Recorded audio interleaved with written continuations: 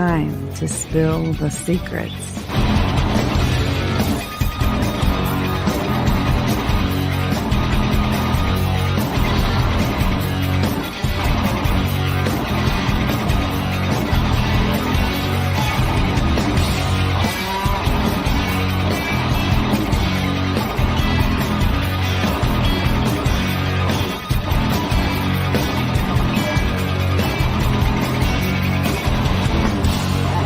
This is Universal Secrets with Tiffany Mack and Kevin Hale.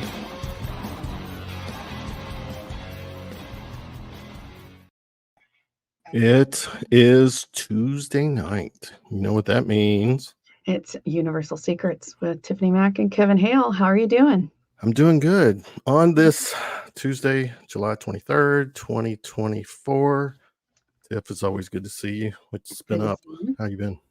It's been great. We had a great weekend. We ended up spending my daughter's 11th birthday in Holiday World with some friends. So we had a great weekend and happy birthday. So it was great. Yeah. So I'm still on the upswing of that excitement, but I'm exhausted. You sent some images of some of the people you saw. Oh, yeah. There's some special people in Indiana. There's special people in Kentucky too. There are. But there was one guy in particular that had some really rough language and things plastered on his back that should have been shot out of him at the door, but didn't happen. So he's running around looking like a free speech. Goober with free speech on his back. Yeah. Hey, as long as we all get along, I don't give a shit what people think. Just be respectful, that kind of thing. It wasn't respectful for kids. It was really bad. No. Well, that's a good point. It is family. It's a family-oriented place, and the commentary was really raunchy. Let's just put it that way. So you're like hiding your kids from the view of certain people, but I can't do anything about it other than shake my head. So, well, we'll try to keep tonight's commentary not so raunchy, right? I don't really care either way. As we're streaming on our Facebook, Instagram, YouTube channels. We got the chat rolling. I appreciate everyone hanging out with us. Tiffany, we advertised 5 people for the show, including you and I, and things change. Yeah, I know. Well, obviously, Lindsay had someplace else to be this evening. They've just been moving into a new home, so I'm sure that they were very hectic in trying to get everything ready. So there's no harm, no foul there. And then Brent is actually on a trip, so he was thinking that he'd be able to come on, but life sometimes makes decisions that we don't really want to go with.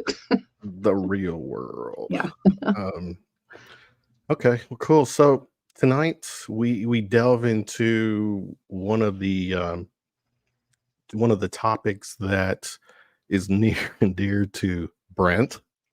You have a connection with the organization that Charlie Raymond, our guests, we'll have him on in a second.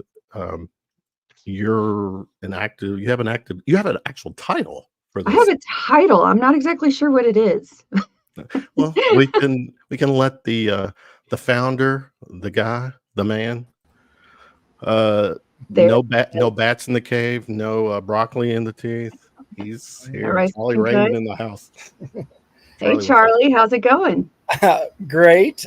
I thought it was Taco Tuesday. Oh, yes, it is. But it is. It was. We don't ever say that on here. Maybe that's our problem. We didn't get any tacos before the show. Yeah. Are you hungry, Charlie? No, my wife, she made a beautiful dinner. Good. It was spaghetti and prawns, otherwise known as shrimp fettuccine. I love that. Oh, that sounds good. I love it. That sounds great. Yeah, it's delicious. Yeah. So, Charlie, you are the founder of the Kentucky Bigfoot Research Organization. We've had you on before, and we've talked about a few things in the past. For our new listeners, can you give us a short description of your organization and how you got into this. Let's start with the organization. What is it? And tell us a little bit about it. Follow the prompter, the banner. Oh, okay. Yes. I better put my glasses on so I can. Oh, okay. Charlie. That would be you. Yeah. Yeah. I moved to Kentucky about 30 years ago, and I knew there had to be Bigfoots in Kentucky, right? It's gorgeous, a lot of wilderness, and I formed the website first, and I shot up to #1 on Google, actually ahead of the BFRO, and I was getting all the reports that the BFRO was not getting. And what blew me away were people calling me, spending an hour, sometimes 2 hours on the phone, sharing their story, and then thanking me afterwards because their own family did not believe them. All their friends ridiculed them. 30 years ago, it was not acceptable to say you believe in Bigfoot or even had a sighting. Nobody did, hardly anybody did that back then. And I was like the only guy, I guess, in Kentucky back then that they could talk to. And I listened, I believed them. And it was almost like therapy for them because you can hear the emotions. It was the first time really they could tell the entire story without anybody laughing. And when I finished, the conversation, I felt good that I helped them. I also felt blown away that these things are real because the details and the, like I said, the emotion would come through the phone. And that's what made me a believer are all these witnesses that would take their time. They wouldn't get paid. Sometimes they would meet me on location. That means they would drive, spend their gas money. And I don't pay them, back then or now. And like Les Stroud says, witnesses have everything to lose and nothing to gain. I agree. That is actually pretty much the case with all of these phenomena that we follow on Universal Secrets, including the alien sightings and UFO sightings. Yeah. So our organization, basically what we do, we try to document as many encounters as we can. And anybody that knows me, I'm very thorough. I am level-headed. I think I'm intelligent. I'm hilarious. No. Handsome. Did you say that? Handsome, yeah. Charlie, can I stop you for 1 second? I don't think that a lot of people know your professional background. You were a psych major, is that correct? Yes, my degree is in psychology. Right. And so I use that to my advantage when I interview witnesses. And I'll give you one example real quick, because not just because a person laughs when they tell a story does not mean they're lying. Right. One thing I learned in college, it wasn't much, my sociology class, when a person tells a story, they have an audience, whether it's one person or 100 people. It's human instinct to sell your story, to make it believable. And especially something as far-fetched as Bigfoot, it's a very remarkable thing to see a Bigfoot like that. And you got to try to convince people that you're not lying. People will laugh. They will embellish. That's just human nature because you try to sell your story to your audience. So I look at that and I cut away all the extras and I get down to the facts. And I do that through, usually it's online submission, then it's a phone call, and then I meet them in person. And when everything's concise and consistent, I take that and that's what I publish. There's a lot of trust that is involved in that on both parts then. Oh yeah. And that's what I do, because people ask me, how do you get them to go on camera? Because now I just videotape them. Number one, I can't type. I'm a pecker, I'm real slow. That's a soundbite right there. I'm a pecker. I'm a pecker. So I hated typing them. Oh my gosh, it took forever. Mhm. And way back in the day, I had like first it was Front Page was the software, then it's Dreamweaver, and it Mhm. was I was a pain in the butt to get it on the website. Now there's social media, there's blogs, there's ways people with zero tech skill can get their stories published. But even besides that, now it's more acceptable to go on camera. People are not afraid now. There's too many credible people out there, too many scientists that believe, support it. So I still have to build that rapport though. Like when I talk to them, they get to know me. They know my research. They know how serious I am, and they know I don't tolerate crap. And I just deleted a video a week or two ago. A guy was hoaxing, laughing to his friends. As soon as I found out about it, I deleted that video from my channel. I don't tolerate any of that crap, and for two reasons. One, my credibility. Secondly, I want to know the facts. I want to know what they look like, where they live, how they behave. Witnesses tell us all those things. They tell us where they live, what they look like, how they behave. We don't have a lot of videos and pictures of Bigfoot. It's the witnesses. They're the ones that we rely on to describe what they look like, how they acted. And so the witnesses are crucial to our research. Tiffany, you getting the same vibe from last week? We had Shane Hurd, who's part of MUFON investigation. So I'm just from the investigative standpoint. That's what I'm hearing too. Mm-hmm. How precise, detailed, and you don't. Charlie and Shane. It doesn't sound like they automatically run to the hairy guy when they hear something. They got to know. They got to have that vibe and trust. So carry on. Go ahead. And I'll give you some examples too. There was a guy that I met, took his report. It was remarkable. I think he shot the Bigfoot. The Bigfoot attacked him. And little did he know, when I went to meet him, it occurred like 10 minutes from my house back then. And he would never show up, all these lame excuses. Then after speaking to him and some of his friends and relatives, nothing added up. I mean, there was full of holes, lies. And I said, oh my gosh, this guy's totally lying. I kind of suspected it in the beginning, but then as it progressed, I'm like, oh, it's bogus, whatever. So about a month later, I look online. I'm not going to mention the guy's name. He has a famous blog.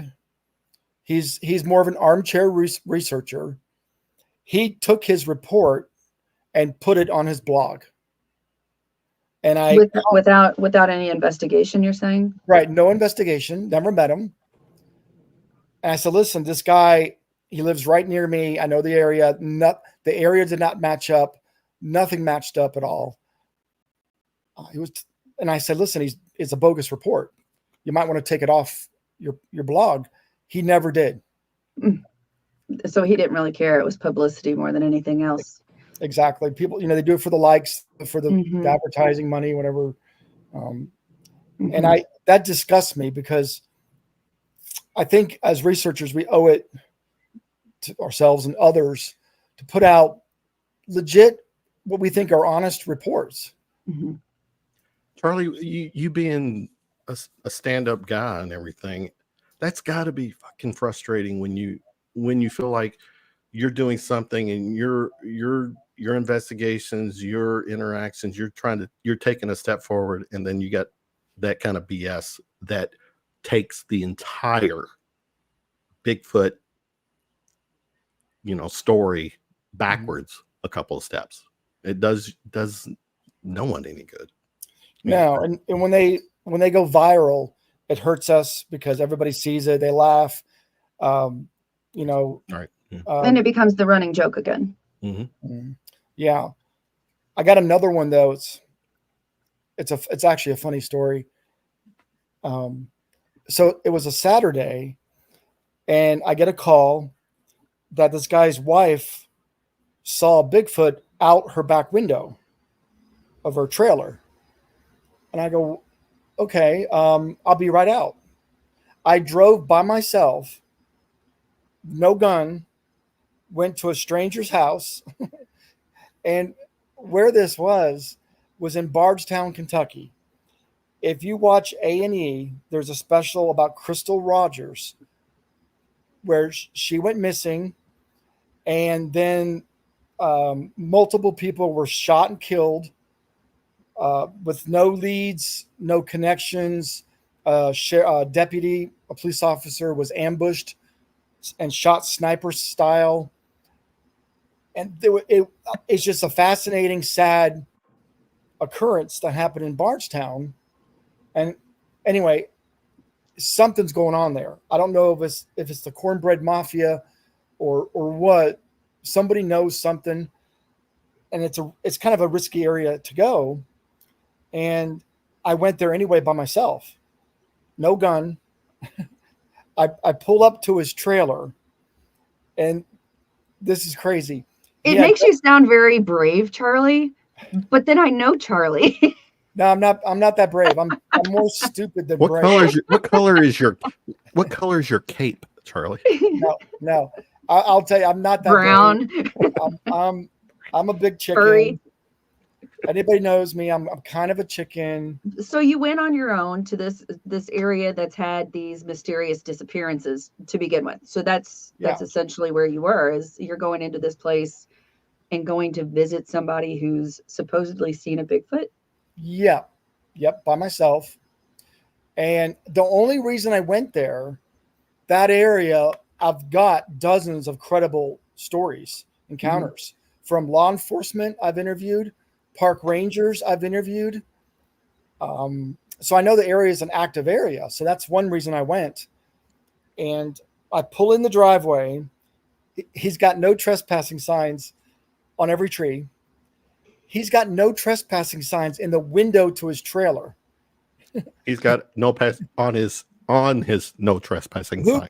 Who puts no trespassing signs in your window to your home? Somebody who's very paranoid. Yeah, like isn't that obvious that you don't trespass in someone's home? Mm-hmm. So I pull up. He comes outside. He's a skinny, little scrawny kid, tattoos all over. His hat's on sideways. His pants are hanging down, and hey man, I'm the one who called you. Come on in. I follow him inside his trailer. And I go in there, and he had 3 children in high chairs. And I'm like, oh my gosh, I hope I don't have to call Child Protective Services or something. But the kids were happy. They're eating their cereal. They're watching cartoons. Okay, thank God. The kids are fine. Okay. The wife comes walking out of the hallway with the teardrop tattoo. And she was, is it twerking or tweaking? Twerking is jumping with like making your booty bounce. Oh, yeah. Tweaking then. She's tweaking. Tweaking, yes. Yeah, like she was on something. Oh. So she's kind of shaky, and she's like, come back here in my bedroom. I'll show you where it was. It was in her bedroom, supposedly? She was folding clothes on her bed and saw it out the back window. So I followed her into her bedroom. Her husband was behind me. I mean, how stupid is this? I go in there. She says, this is where I was standing. And she pointed out the window back in this field, a lot of trees and such. And she said, Bigfoot was kind of over there. I go, okay, I'll tell you what. Your husband and I are going to walk back there. And you stay here, call us on the phone, and then take a picture where the Bigfoot was standing so we can judge height, right? There you go. Okay, great. So thank goodness I leave the house. Found a reason to get out of the house. I know. It gets better though. It gets better. We go back there, and she tells us where the Bigfoot was stood, and then we're looking for tracks. And as we're looking for tracks, sorry, we're losing my camera there. This hunter comes out of the woods, full camo with a rifle. This little scrawny punk ass kid starts cursing him up and down. Hey man, what are you doing to my property, MFer? I told you, man, you mother, blah, blah, blah, blah. You get off my effing property right now. I told you. I'm thinking we're going to get shot. because this little punk ass kid is cursing him. I take 2 steps back from him, right? I'm looking at the kid. I'm like, oh my gosh, we're going to get shot. Thank goodness, after about 5 minutes of him cursing, the hunter goes, oh man, I'm sorry. I thought you said I could hunt on you over here. No, I told you park down there and you go over there. I don't want anybody back here. Oh, okay, man, I'm sorry. So the hunter leaves. My heart's racing now, and I'm going, dude, I got to go. I'm like, I need to go. He goes, oh, why? You don't believe me? I go, no, I believe you. It's getting late. I'll be in contact, whatever. So I leave. He blows my phone up for 2 weeks. When are you going to come do a night investigation? When are you going to post my report online? I'm not posting that shit. I think the wife was on drugs, right? I don't think anything happened based on what I saw there. If somebody's on drugs or doing drugs, I'm not going to put it as a legit encounter. But I could not get rid of this guy. He kept calling me, texting me. So guess how I got out of it? I go, listen, if I put this on my website, everybody and their brother is going to be in your backyard looking for this thing. Yeah. He goes, oh man, that's right. Yeah, don't post it. Don't put it online. Don't do that. You'll Yeah. need So one he more, thought twice. one Yeah. more no trespassing sign to put up. He would Yeah, have 20 was not enough. 20. Well, so maybe you need to go as a team to some of these investigations. I mean, It's wise. You should always Mhm. go, even when you hike. I tell people too, go hiking with a partner. Not for Bigfoot, to be honest. I get a lot of flack over this. I always tell people Bigfoots generally don't want to hurt us. From my research, I have over 500 reports in 3 decades, and I've got close encounters, some really good close encounters, where the Bigfoot could have hurt that person, could have killed them, and that Bigfoot turns, walks away. Usually the person runs away. But I don't have one report in Kentucky of the Bigfoot hurting that witness. So I always tell people, I'm not afraid of them. I'll go out without a gun, as long as you're respectful. When they do bluff charge, I do leave, but that's more territorial type things.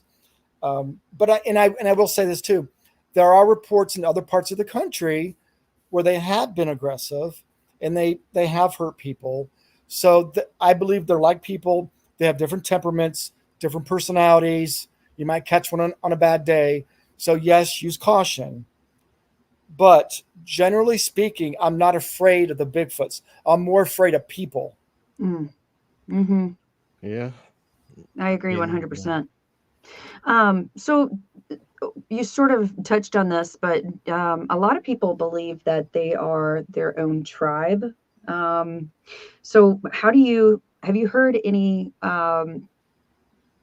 evidence that would suggest that Bigfoot has been around and mixed and mingled within the native tribes throughout history? Have you heard of anything like that?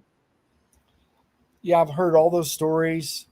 Every Native American culture, they have them in their oral traditions. Some form of a Sasquatch, hairy hominid.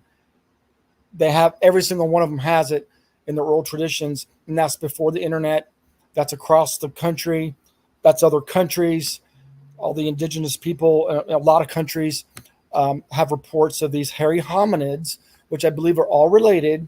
And I believe, this is my thought on it, and I'm not an expert by any means. I believe they came across the Bering Strait land bridge to North America, like most animals did, and then dispersed across North America. And, you hear about the Yeti. The Yeti has reddish brown hair, not white hair. The predominant color of Bigfoot in North America is reddish brown. We do have black ones, white ones, gray ones, you name it. But reddish brown is the main color that we get, or I get, when I interview witnesses. So I think they're related in some form or fashion. I do believe they live in clans or families. I do believe there's stories of the Native Americans respecting them. There's some stories. There was one story I remember. I had a friend whose dad actually owned a Bigfoot gas station.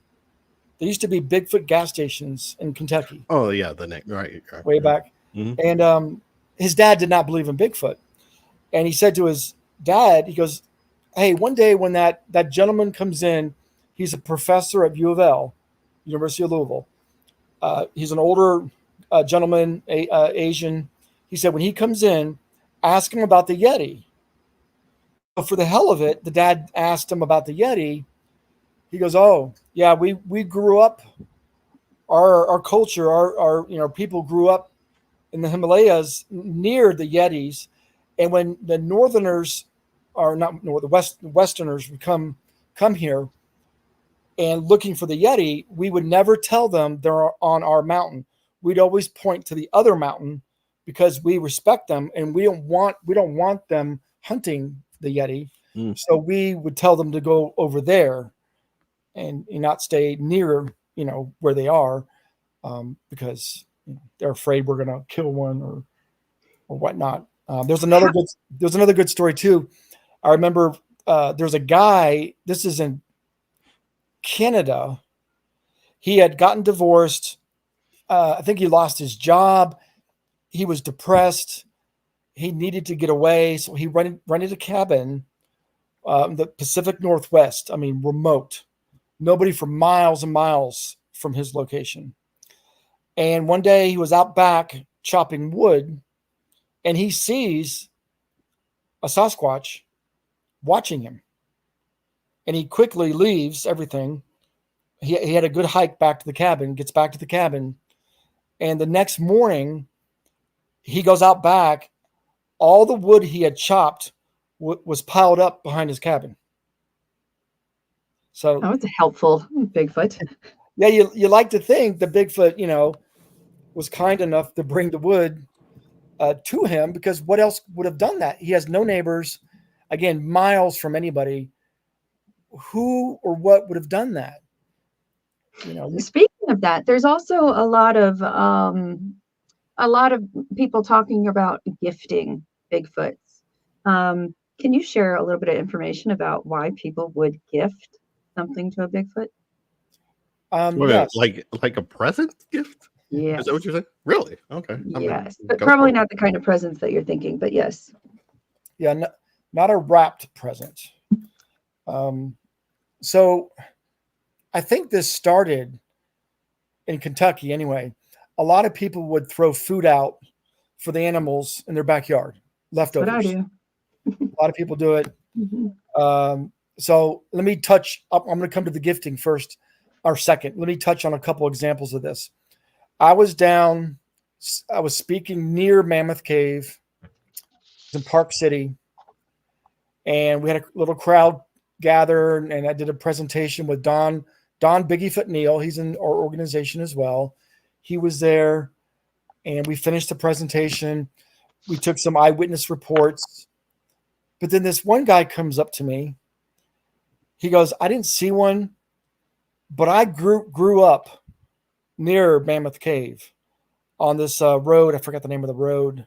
He said, we lived in a frame house, wooden, back in the woods. And my mom would throw food out the backyard for the animals. He said, I remember distinctly on occasion something running around the house, heavy footfalls, thump, thump, thump, thump, thump. The windows would shake to the house.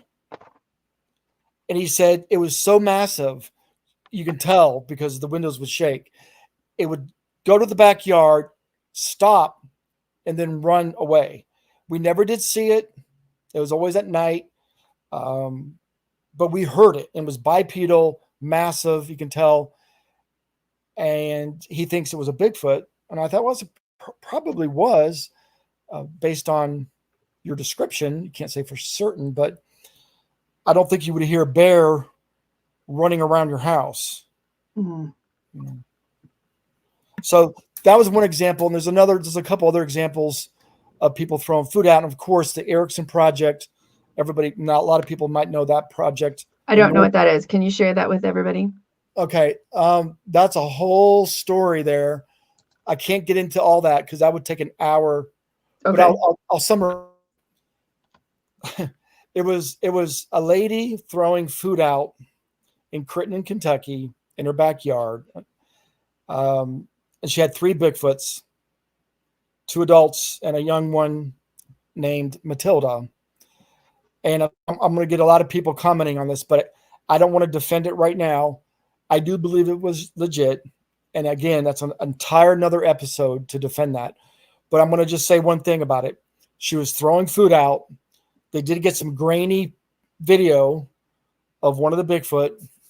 I think it was sold and purchased, taken offline. It's a great story. I do believe a lot of that was legit at first. And then there might have been some hoaxing later. But again, she was throwing food out in her backyard. So I think what's happened now, people will do this. And I'll give you an example. I told a lady to put apples on her back picnic table because her husband saw Bigfoot cross the road near her house. And she's had some weird things happen in her backyard. She told me things would show up in her backyard, like toys. They have no neighbors, by the way. They, again, live deep in the woods, no neighbors. Odd toys would show up in the corner of the backyard. Charlie, Yes. you continue talking. I've got to go get something, and I'm going to show you a potential gift that we got. Okay, so you continue talking. I'll be right back. All right. Here we go. Go So the other odd thing that she would get in her backyard were railroad parts from a train track. And she said the nearest train track was about 10 miles from her home. So I said, that's really odd. I wonder what's bringing those gifts there. So I said, put apples out as a gift, right? So, of course, the apples are taken. Sorry, I'm like sinking down in my chair. The apples were taken. So here's what's really neat about the story. I got to fix my pillow. Sorry. The apples were taken. So guess what happens, right? One evening, she was in her backyard with her husband. They were burning some trash. The kids were playing in a pile of leaves like kids do. And all of a sudden, her daughter screams, runs for the house. All the other kids follow the daughter to the house. Well, of course, the mom's like, what's wrong? What's wrong? The mom catches up with them. The girl lifts her shirt up. She has a big red mark on her stomach, like a round mark on her stomach. She said something threw an apple out of the woods and hit me in my stomach with that apple. And so the mom went back, found the apple, had hairs on it. She was smart enough to, use sterile. She used an envelope, and she found a stick that was not touched to try to get the hairs off without touching them, which was smart. And she sent it to Meldrum, of all people, and I told her to. And Meldrum back then, I think we'd have his students would analyze the hair, but it came back unknown primate. And Dr. Meldrum is now I just lost it. He's a anthropologist. I kept wanting to say primatologist. He's an anthropologist, and he's been doing research for about Bigfoot for 40 years. Yeah, a long time. He's well respected in the field, and it came back unknown primate. Mm-hmm. We don't have monkeys in our forests in Kentucky.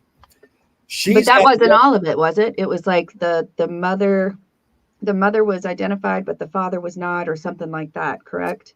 Oh, and other samples. Here's the issue. Okay. And I just spoke to Meldrum in West Virginia. We actually went and ate KFC together, Meldrum and I. And I kind of disagree with Meldrum a little bit. I think there's Homo sapien in the Bigfoot because a Mhm. lot of the samples come back with Homo sapien in them, but Meldrum thinks they're contaminated, weren't collected Hmm. correctly. And I will tell you this: the Erickson Project, Layla, I'm pretty sure she's got a PhD in environmental biology, if I'm correct. She was hired to collect the DNA. Hmm. I would think, being a scientist, and your job is to collect DNA, you would do it correctly, that you wouldn't contaminate the DNA, that it does have Homo sapien in it. So I was talking to Meldrum in West Virginia. We had our tables were next to each other, and I said, well, Dr. Meldrum, a lot of the reports I had in Kentucky, when there's a face-to-face encounter, the witnesses tell me it looked human-like. It had a wide hooded nose, of course, the big eyes, heavy brow, sagittal crest, covered in hair. But they always tell me it looked kind of human-like. Plus, we know they're highly intelligent. I think they're highly intelligent, and that's why they can evade us, elude us for so long. So I do believe, that there's Homo sapien in there. And I was talking to him about, us having Denisovan DNA in us, Neanderthal, and then another DNA. We don't know what it is, right, that we have in us. We're just learning all this stuff. I think Bigfoot at some point might have had relations with us down the road. Yeah. Well, that's one thing that we've heard. There is. Let me think. Okay, so there was a story about a, a Sasquatch woman who was taken into this clan and used for sexual I mean, what? activities and was also used to do all of the work. Do you know this story, Charlie? I think it's I've heard different stories like that. Um, But I want to say it was like an Almasty or something like that, which is a different regional Bigfoot. yeah, I've heard stories like that. Um, I don't know. I don't know. So you don't believe that that could have happened? It could have. It could have. I I don't know. I don't know. I don't know. Um, I'd have see. Here's the thing. Just me. I need to talk to the witness myself. Like when I hear secondhand stories or stories that have been told over generations, and they kind of get really embellished along the way. Maybe there was truth to it in the beginning. Mm-hmm. I'll give you one example, and this is why I get discouraged. There's a guy that came on my expedition one year, and I won't name names. Um, he said he was sexually assaulted by a Bigfoot when he was a young boy up in a barn, and he had like the Bigfoot yanked his pants down, and he had big scratch marks on him. Had to go to the hospital, and when he looked out the barn, the loft of the barn, the mother Bigfoot yelled, and the young one jumped up and ran back. And he said, "Thank goodness for that. The young one could have killed me." And the story from meeting this guy, I don't believe anything he says based on everything he's told me. I when you lose your credibility with me and you tell these other stories that are obvious lies, I don't believe the sexual assault one when you're lying about everything else. Right. And that's what's hard is maybe there's truth somewhere, but then I think, and this is my next book, I'm going to put a chapter in there about witnesses and researchers, the personalities and the tendencies for people to embellish stories, to lie, become habitual liars, either for attention or they really believe it. Like they got Bigfoot in the brain. Well, but not even that. What if it's just causes so much trauma to them that they're trying to get the story out, and each time they have to share it, it does maybe trigger other things that happened at the moment. But maybe it's not that they're just trying to tell lies, but maybe it's a more psychological issue They with keep trauma. remembering With a little trauma, bit. Yeah. No. Okay. That could be. You're right. I mean, I wasn't thinking that, and I'm the psych major, and I just think right? that. But Yeah, yeah, that could be for sure. This guy, though, I don't know. He's one of those guys that once you meet him, everything, not just Bigfoot, everything he talks about is BS. And he strictly, the way he even dresses, he's attention seeking, and yeah, maybe that's covering up the trauma because he's trying to seek attention in other ways. So maybe he was abused. Maybe he was abused by an uncle. Maybe it right. wasn't even a Bigfoot. Right. So. So, how do skeptics explain the numerous reports and alleged evidence of Bigfoot that you've encountered? Because you do have to be a skeptical person to be an investigator. How do skeptics explain the numerous reports? Oh, a lot of times they don't listen. Some people are closed-minded. They won't listen to anything. They won't listen to the witnesses. They won't look at the evidence. They're just too closed-minded. Number one, they just think that the whole thing's made up. There's no body. There's no bones. There's no way it's possible. Forget about it. And so why do you think that there is such a weight upon finding a body? I mean, I think that everybody wants to see one. But since we haven't found one, I mean, there have been people that said they've shot them, they've killed them. Where do those bodies go? Do they just get sucked up by the Smithsonian and just never seen again? Or do you think that there's something else going on? There would be a lot of cover up, I would think. I do think very difficult. Yeah. I do think the government knows. I've got a deathbed confession in Fort Knox of them killing 4 of them. I've got other. Oh yes, can you tell that story? Yeah. Because that's right in our neighborhood. So tell us that story. You don't have to give names, I guess, but can you share that story? Yeah, I can for sure. So the story goes, we have expeditions like twice a year, big expeditions, and people apply to go on these, and I screen most people to make sure they're not going to sabotage us or hoax or whatnot. So I kind of screened the people that go, and this guy emailed me and said, I want to come, but is there a hospital nearby? I go, no, I'm not where we're going. I better call him to find out what's going on. Like, what's his condition? So my phone used to have an app on it that I would turn the app on and it would record conversations.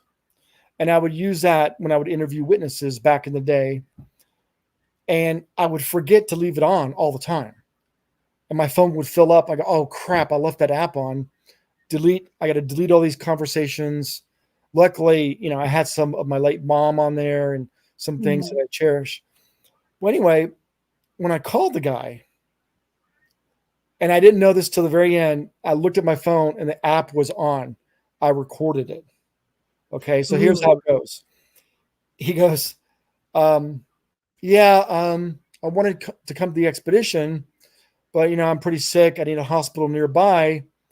But he didn't tell me why. He just started off by saying, I'm a knower, not a believer. So that means he's seen one, obvious. So I go, what happened? He goes, well, I was a sergeant in Fort Knox back in the 80s, I think it was. And we were working with local PD to eradicate marijuana around Fort Knox.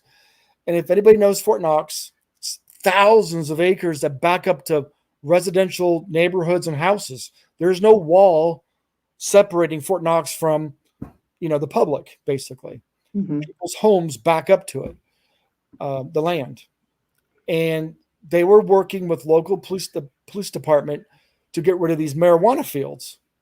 Now, these marijuana fields, they will kill you, right? Like the cornbread mafia and other organizations, they would booby trap the marijuana fields, and no joke, would kill you. Yeah. Um, Yeah.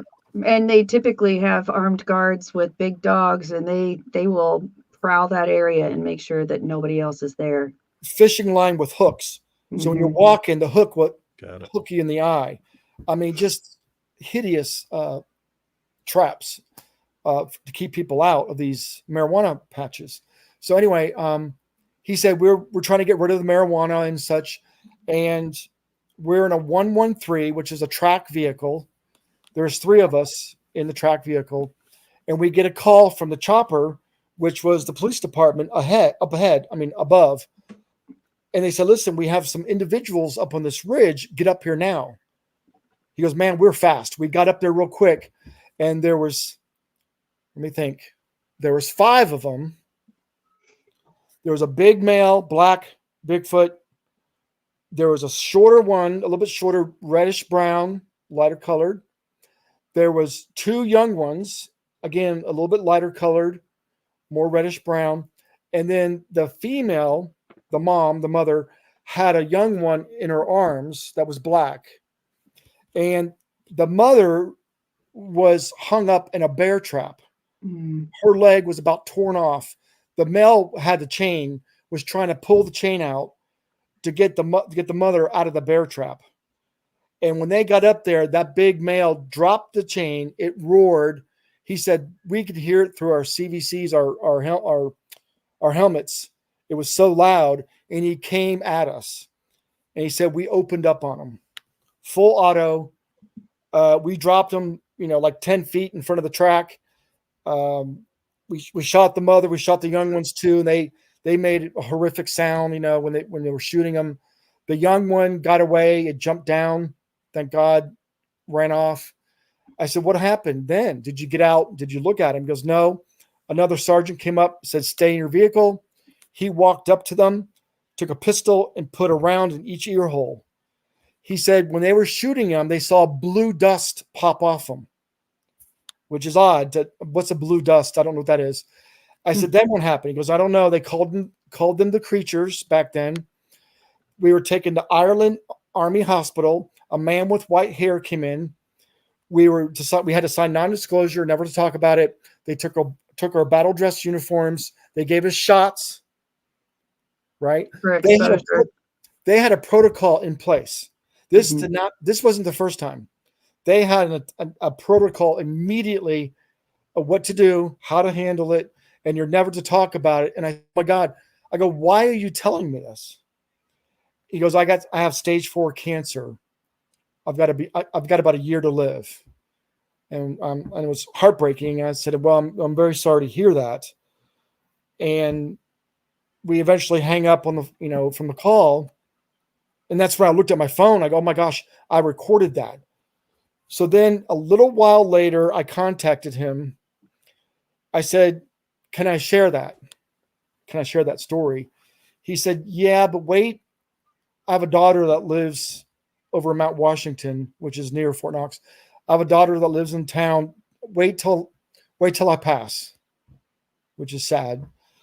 I said, okay, yeah. And unfortunately, he passed away. I put that phone conversation on my YouTube channel, the original phone conversation. Now, I'm going to add something to this. I was speaking at a conference somewhere, another state. And a guy comes up and goes, I heard that. He goes, but I heard that before. You heard it before? I thought I was the only one, right? That he goes, no, he's told that to somebody else. I've heard that. And it was in another state. I go, that doesn't make sense. It was definitely Fort Knox. I go, can you send me that recording? Because it was on a YouTube channel. Mm-hmm. He found it. He sent it to me. It was Kentucky. It was Fort Knox. It was identical, actually more detailed, because he was actually giving an interview on somebody's YouTube channel. And the person with the YouTube channel passed away, unfortunately, as well. And he had told that story within that same year to somebody else. So it doesn't. So he shared it with multiple people when he knew he was going to be Yes. deceased. He released that information saying, "Hey, I'm going to let you people know that this happened. It's real, and our government is involved. They're taking action against them in certain situations." Yes. Yep. And it doesn't. So the person telling me this, he was kind of telling me this like, oh, he told that's not a deathbed confession. I go, well, I disagree. Now it was. He had about a year.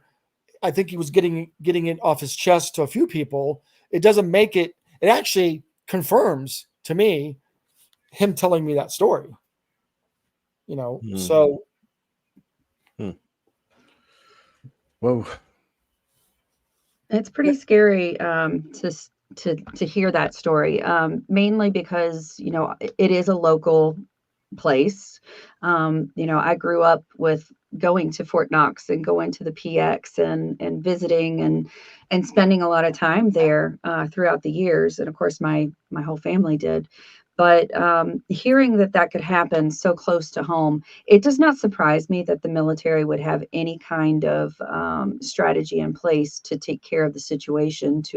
I mean, they're very willing to be armed and ready at all times. But the funny thing to me is that there's so many. They have so many night projects and activities and explosives and machine guns. I mean, there's always movement and loud boo booms all the time in Fort Knox. It doesn't matter where you are, you could get shot. It doesn't matter.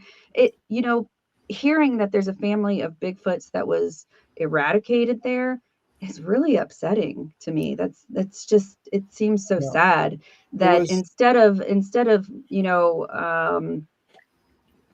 I don't know. I guess there's no other way. When somebody charged you, their life was on the line also. Exactly. And it's just sad. You can hear me because it caught me off guard when I was, I don't want to kill anything.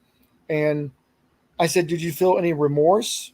He goes, man, no. When they came at us, you don't know that big one. You don't know what the outcome would have been bad.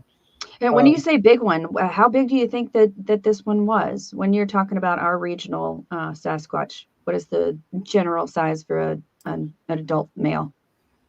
They range anywhere from 8 to 9 feet, give or take. They're not as big as the Pacific Northwest. So you do get some, 7 to 8 foot typically.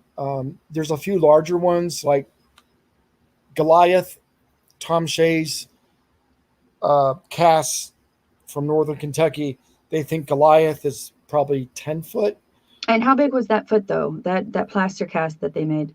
That cast was like 17 inches. Yeah, close to 20 inches. Mm-hmm. And wide. I mean, the width was half the length, which typical Bigfoot casts, the width is half the length. It's not real narrow. Plus the toe, the toe splay, mid-tarsal break, dermal ridges, all that good stuff. Meldrum has a copy of those casts in his collection. So does Cliff Berkman. They vouch for them as being legit, but they think Goliath was close to 10 foot or is close to 10 foot. And they believe that one is still alive. As far as we know. Do we have an idea of lifespan for a being like this? No, there's no way of knowing. I mean, we see older ones. We got reports of some older ones. Because they've tracked certain ones for years. Wait a minute. Yeah. How? Well, there's a few different stories about having the same entity, the same shape, the same broken toes, and following that and seeing the same prints for years and years and years and being able to identify that print as being the same animal. Got it. Okay. Yeah, I tell people, it's just purely speculation. If they are a hominid closely related to us, you would think, we have the advantage because we have a lot of medical treatments for diseases, but then we also get a lot of diseases they don't get because they don't eat the crap we eat and breathe the crap we breathe and drink the crap we they're away from all those things, so they don't get as many diseases maybe, But then, yeah, we have cures for ours. So it kind of evens out, maybe. I don't know. Well, I wanted to show you, since we had a break, I wanted to show you the little thing that we found out Yeah. by our Bigfoot. So, we have this Bigfoot statue out behind our house that we got as a gift from my parents and my brother. And that's where I feed all the animals. So I put out a whole mess of fresh vegetables and fruits that we hadn't eaten. And I was out there, and this thing was on Bigfoot's foot. It was just sitting there on Bigfoot's foot. And of course, I go out and I investigate every day. I love being outdoors. I like going and putting seed out and feed for the animals. But I'm very aware of what's going on, and I'm always looking. So this thing was from a fairy garden that Brent's daughter, or my daughter Molly, had years and years ago, from like 2016. So when she was little, she was playing with this little fairy house and garden, and the mushroom vanished, and she just didn't see it, never been seen since. So in 2019 or early 2020, I ended up finding this on his foot, and it had been missing for like 4 years, 5 years. And it's just very suspicious that it was placed right there on top of his foot, exactly where I feed all of the animals. And honestly, I think I cut out fresh apples, like you had said, put out fresh apples. I cut them in quarters and just, put them out there by Bigfoot. So I can't imagine that me feeding the animals would be a sign that maybe he just thinks I like him. But it's a possibility. But having this reappear after years and years of being gone, I mean, she's like, I haven't seen that. I didn't know where it went, and it's been gone forever. But that's just one of the mysteries that we have on this property. So just wanted to share my little mushroom. You should put something back. You want me to give him another one? Well, yeah, that or something different. Oh, Something different. Yeah, I've got to come up with something different. Maybe I'll give him one of my crystals. Not a gummy Bigfoot. Oh, Yeah. Are we going to give cannabis gummies to Bigfoots? No. No. Save those for us. Okay. I like the way you think. I got a couple questions, Dorothy. Alice Winterland, Lorraine. Do you suppose the burning, say that right? Hectares. Like, Hectares. it's just, Yeah. Have caused cryptids to migrate like the rest of the creatures that could just get away? So what do you mean by burning? I'm sure it's talking about the wildfires destroying thousands of acres. I got you now. Yeah, that would for sure displace the Bigfoots, and they would have to move. Mm-hmm. That story in Fort. Remember Mount St. Helens? It's in Tom Powell's book, The Locals. There's a report of a Bigfoot walking out, burn up over half of his body, and sat next to the EMS. And the EMS workers were like, do we call a doctor or do we call a vet? How do we treat this creature? And then they put it in the ambulance, never to be seen again. And that's another government cover-up. Like, where did they take that Bigfoot? That's John Hopkins, Mayo Clinic. Yeah. Okay. But I'll tell people this though in Kentucky, and this is again just based on my research of interviewing people in the same counties, different people, different witnesses over decades, describing the same physical characteristics, the same behaviors, like howdy. There's a Bigfoot in Anderson County that waves. The Bigfoot puts his hand up and waves. And they've seen that Bigfoot over decades in the same county. So I speculate they stay put as long as they have shelter, food, we're not encroaching on them. They kind of stay put. It's too risky to go to Florida for the winter, right? Makes sense. And I also talked to some people about inbreeding. It was actually, of all people, it was Renee from Finding Bigfoot. We were on a panel one time and we are talking about that. And I said, and Renee is a primatologist also? A biologist. A biologist, okay. And of course, she's the skeptic on Finding Bigfoot, but she's very smart, the nicest person you'll ever meet. And she said, no, inbreeding. And she mentioned an example of wolves.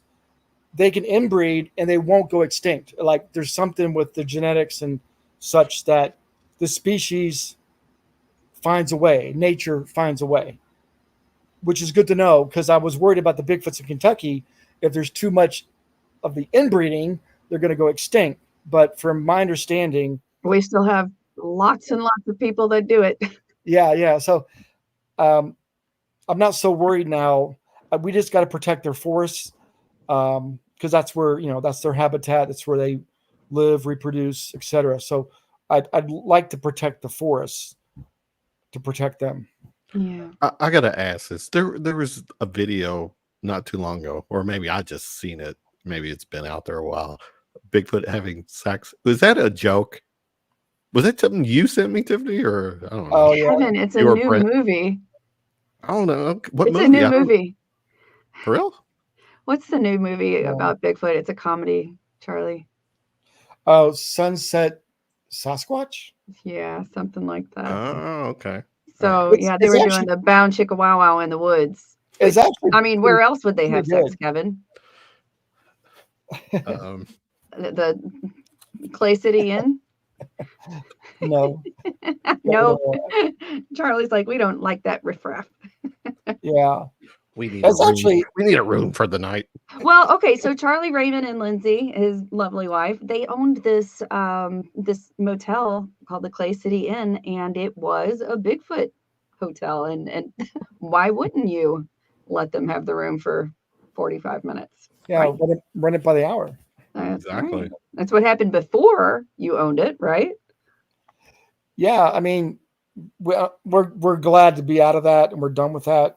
A lot of bad memories there, so we're moving on from that. He's like, next topic. Next topic. Yes, next topic. Here's one. Go ahead, read that too. Amy Surratt wants to know, speculate, why would or is the government involved with Bigfoot? Is there a national defense issue involved, or what? So this is my speculation. Number one, if they've killed them, like the report of Fort Knox where they killed 4 of them, a lot of people are going to be upset that they killed these human-like creatures that might have feelings and, families. And, this isn't just a spotted owl that we're trying to protect. This is something very closely related to us, possibly. People would be very upset. Number two, if we have to protect their habitat, their forests, that's a lot of money, right? That we can't log, we can't build neighborhoods. Then now we have to compete with that land.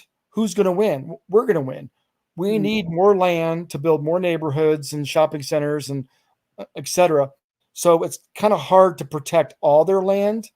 I know we did that with the spotted owl for a short while, but I think that's another issue is money, so we don't know. We don't know why. So what role does Bigfoot play in pop culture, and why do you think it has become such an enduring legend?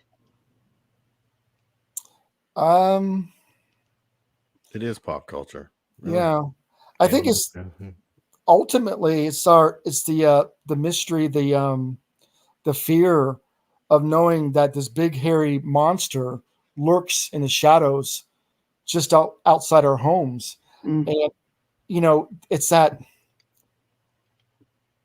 I don't know, it's a little bit of the fear, but also it's kind of romantic to think that something this big could live this long and us not know what it is or if it's real. It's such a mystery. So I think people are intrigued by it. So it makes great advertising because it's free. You could use his image anywhere you want. It's not copyrighted. Although I do think when Bigfoot's discovered, he's going to want royalties. So what's funny is that we are seeing so many signs of people that are really just sort of obsessed with Bigfoot. I mean, we drive around, go to different locations in Kentucky just to get away and go, kayak or mountain biking or hiking. And you do see a lot more of it. I've never seen as many Bigfoots statues and cutouts and paraphernalia as I have over the past few years. And I don't think it's just because I've been immersed in the culture because of you and Brent. I think it's becoming more acceptable. And it is, I mean, the hide and seek champion is always going to be my favorite line. And I think that it's a popular one for everybody. Yep. But yeah, I'm seeing a lot more of it, Charlie. I'm seeing tons of it everywhere. And I think it's great. I love it. I love the commercials. I love, it's fun. The movies. There's not a lot of great movies on it. Let's talk about that. What's your favorite Bigfoot movie?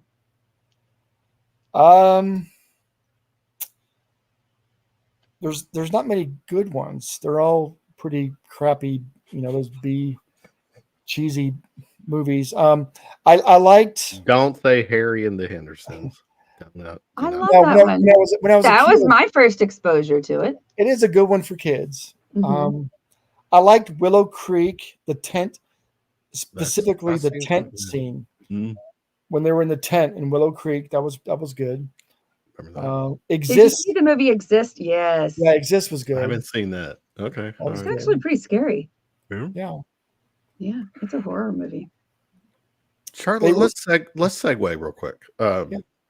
Because where were we at? No, wait. But you had sent some video links, YouTube links, and several. And I'd like to. I haven't pre-screened these, so I don't know what I'm looking at. And but with your permission, let's share some of these and let you tell us what.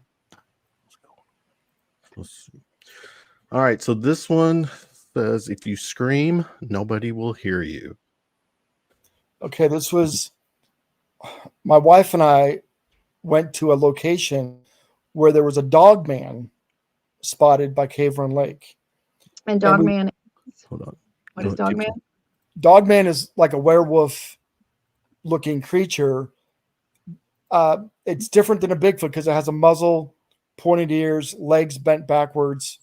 And I've got credible witnesses that say they've seen a dog man in Kentucky and, of course, other places around the country.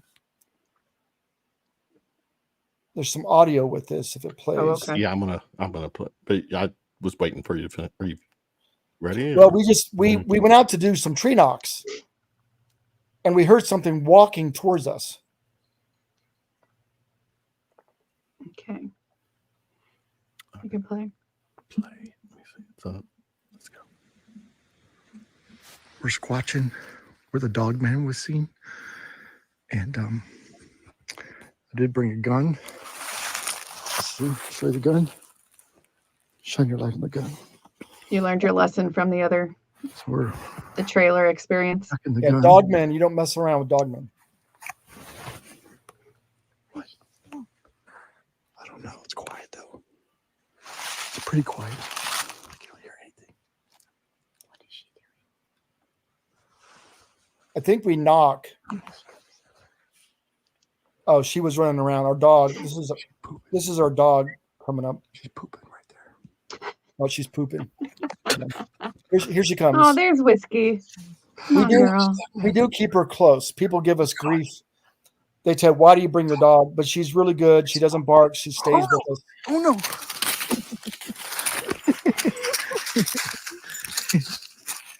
I know Bigfoots don't like dogs. They kill dogs. but we do keep our dog close There by. was one spotted here not too long ago. So she's going to knock here in a minute. Here, just try some knocks right away, okay? And I think we get a knock back and we Yes, I hear just something feel it. walking Take the bat. after the knock. Let's see. One of these. I like the second one, actually. I like the second one. That one's got thinner bark. Cool.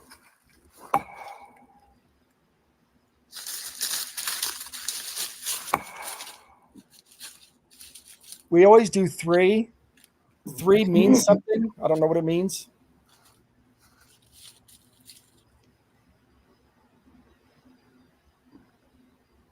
Look how cute she is. Yeah, it knocked back. No, You but can't hear I it. was talking. That's okay. It knocked back. We got them knocked back to us. Yeah, rewind it so my mouth shuts up. Yeah. It's hard to hear. We'll take your word. Then we hear something walking towards us. We just heard a tree knock.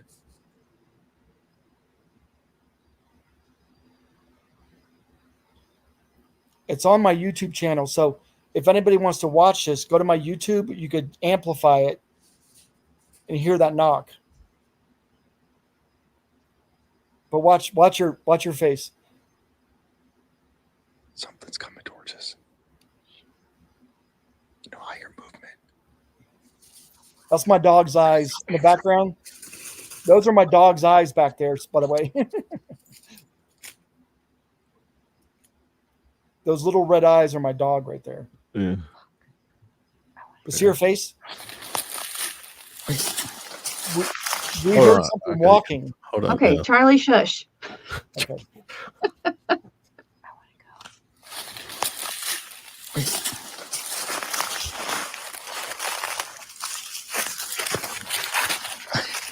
Did you hear movement too?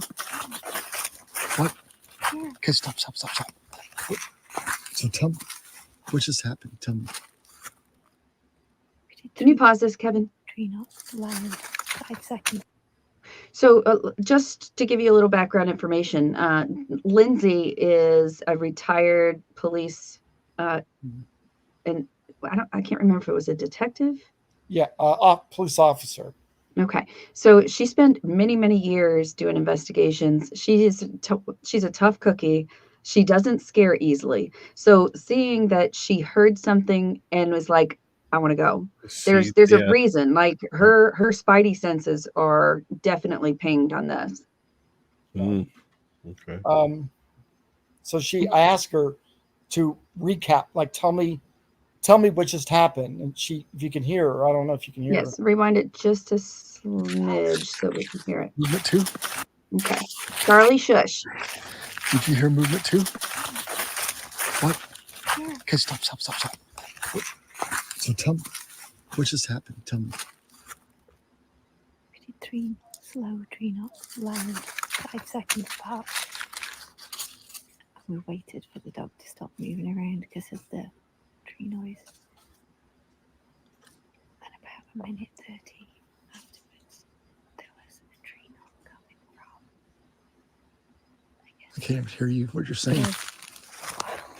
There was a tree knock coming from my 12 o'clock, directly in front. And then I'd say 30-40 seconds after that, there was movement. It sounds like something is coming through the woods towards us. And I'm spooked. So, but typically, Hold on. so when you're out in the woods and you hear movement, typically it's moving away from humans. So even, I was raised by a hunter. I was out in the woods for years and years and years. And the idea of something coming towards you is not natural. That's definitely a more predatory response than what you would expect. I mean, even if it was a coyote, they don't want to get any closer to us than they have to. So something coming toward her triggered that response, and that makes me think that something else was out there with them. Right, and the knocks, we don't know what they mean exactly. We speculate what they mean, but I've had I've had luck bringing them to us, doing knocks. They will come to us. So we thought maybe, we don't know for sure, it was walking towards us because we heard movement. And then in a few seconds here, we hear it again. As we're sitting here, we hear movement again, and then we run for the truck. Okay, so push play, Kevin. I'm nervous too because it was dead silent. I mean, you couldn't hear a bug. There was no wind. She spooked, man. Something's still coming. There's something still coming. I hear something still coming, don't you? Even the dog's like, let's get back in the truck.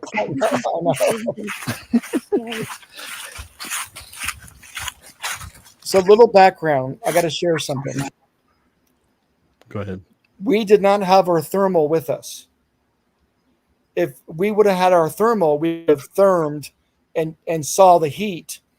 We were actually fishing on Cave Run Lake near this spot where the dogman was seen. And we just decided, hey, let's go back in the woods back there and try some knocks. So we weren't really prepared. That's okay. So the next one, Kevin. I'm getting there. Yeah, the winter, somebody asked, that was shot in the fall. Okay. It was cold. All right. Natalie said I would run away. Yeah, I hate people that tell, the skeptics, oh, why didn't you run towards it? I'm not running towards death. Oh, Yeah, you're not out there miles out there, and you hear something possibly coming at you. So what's let me do real quick. This video appears to be shot in the fall or winter, correct? Yeah, fall. Okay. It was cold. All right. All right. So this one, the Kentucky vocalizations, best Bigfoot screams from these were ghost hunters recorded these in an abandoned home. Oh. No windows, no doors, and this thing yelled. Okay. Let's do it. Let's see.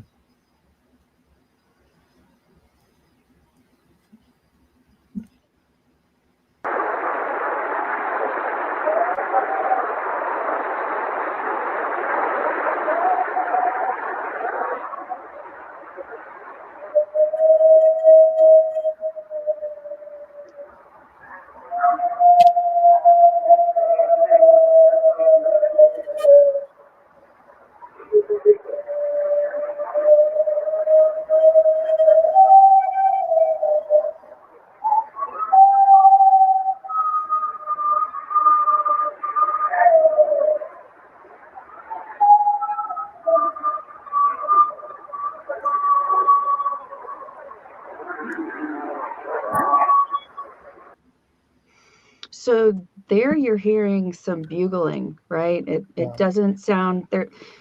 You could hear a little tinginess in the sound, but it doesn't really sound like coyotes either. So did you all get this analyzed, the audio analyzed for that? Yeah. So Devin, he's a cryptolinguist for the Air Force. He is the expert when it comes to Bigfoot vocals. I sent them to him. He analyzed them. He thinks they're legit. He's heard these other parts of the country where it changes pitch, that ooh, ah, that change in pitch like that. He has heard that before. He breaks it down. It's on his website. If you're interested, it's a great website for Bigfoot vocals. It's called Sasquatch Bioacoustics. Mm-hmm. And he thinks these are legit Bigfoot vocals. And I played these same vocals in Tennessee on an expedition. I was giving a presentation to about 30 researchers. We're on a 2-story deck. It's freezing cold. And we actually had a couple heaters and we had tarps up around the deck. And I had a loudspeaker. And I was doing my presentation and I played these vocals. We had a reply from the woods, identical, from these vocals.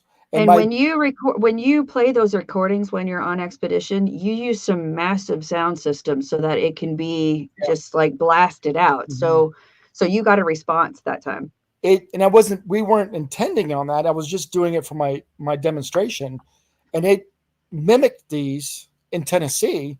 So my entire audience went downstairs, and I'm eating my ribs. I didn't eat my dinner, so I look over and there's my plate of ribs. So I just started eating my ribs, and there was a reporter. He was writing a story for a magazine or something. He goes, Charlie, you were so funny. They all left. You just picked up your ribs and started eating your ribs. Like you didn't care. I said, well, I was hungry. He was hungry. So this is what's cool though. A couple come back up and they go, do that again. I play it again. It replied back from the woods again. Did it have the same sound as well? Yeah, the same, that change in pitch. Ooh, ah, ooh, ah, that change in pitch there. It's not your typical Bigfoot howl that you hear or whoop. It's a little different. But there are recordings of this elsewhere in the country. Wow. I mean, could that be? No. This is my comedy talking, so I'm not trying to be taking shots or anything, but is that like Bigfoot sex going on? Is that it might be. He's checking to see if there's anybody interested in the woods tonight. Or no, he's thinking they're having sex. Yeah, gosh. I'm thinking, yeah, Tiffany. That's for some reason you got sex on his the brain climactic tonight, Kevin. moment lasted 2 minutes. I mean, my God, pretty impressive. He was very excited. That is no. And then the visual of that freaking house.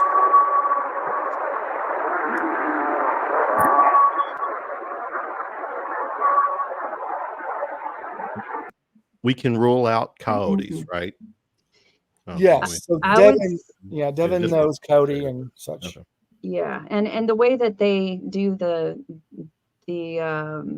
analyzation, you do see all of the different types of coyotes, wolves, elk. Well, you could hear all of their vocalizations, but it will show on a spectrogram like how it actually looks and how high they can go, how low they can go. So it's pretty interesting to actually see that. This one's interesting too because I sent this to Devin again. So let me a little backstory on this. This is over by Bardstown. This is behind the sheriff deputy's home. The sheriff deputies had multiple sightings behind his home. Near this there's a park. It's an arboretum. It's protected. The 2 park rangers have had sightings in this park. So I was back there late in the day around dusk, and I grab a big stick. Nothing works better than a mass of good stick. I don't like the fake tree knockers or pieces of wood. I like just good, strong, wood on wood. And I do this. I heard a howl come back, right? Didn't think anything of it. I sent it to Devin. He goes, "You're not going to believe this." He amped it. There's a second howl, a second vocalizer answering the first howl. And he can identify where the directions that they're coming from, yeah, too. He can tell the directions, a different direction. He said it was a different vocalizer howling to the first one. Not many dogs. Okay, think about a dog, right? A dog will bark, and if we're out there messing around, dogs are going to yip and bark and carry on if there's an intruder in your backyard. This was one howl, and then you hear a different lower pitched howl I did not hear in person. Wow. Let's hear it. Let's hear it. Will you stop giving me orders? Yes, dear. Oh, is the volume up? So you do hear the tree fall in the woods.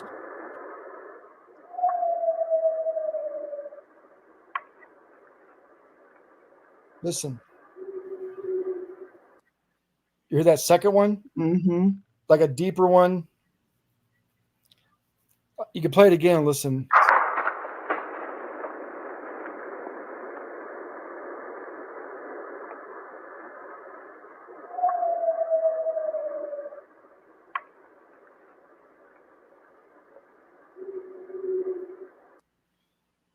You hear it? Wow. Yeah. That's crazy, huh? Yeah.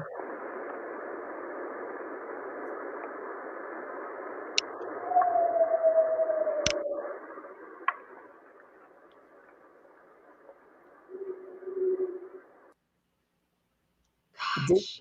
It did not sound like coyotes. Did not sound like a neighbor's dog. Sounded And, different. yeah. And in defense of coyotes, they do have massive amount of vocalizations that they do, and they do have a very large range of vocalizations, but still, those are different. Those are very different. Do we have the LBL one, Brent, Kevin, whatever my partner's name is? Kevin, did you pull up the LBL audio? I think I sent it via email. Did you send it via email? Yeah. I'll look. But let me finish. We got a couple more videos, so let's do this. Oh, okay. It might be still in there. All right. So talk to us, right? Charlie, what's this one? Whoops. No, knock. I don't know. Okay. Home run knock. Okay.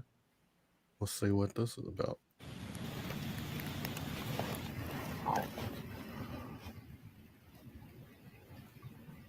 Woo!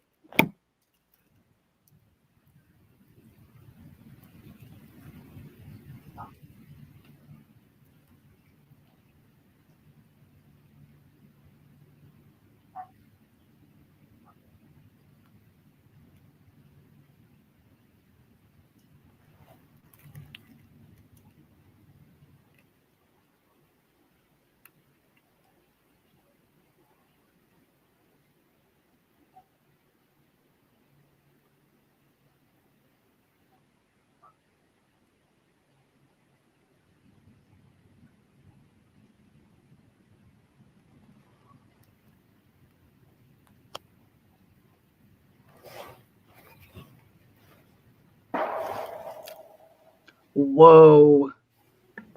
You hear it? Yeah. Now that, in fairness, almost sounded like a gunshot. Yeah, it was close though. Yeah, It could have. Yeah, let's hear it again. Yeah. Do you know what month this was in? Yeah, it was winter.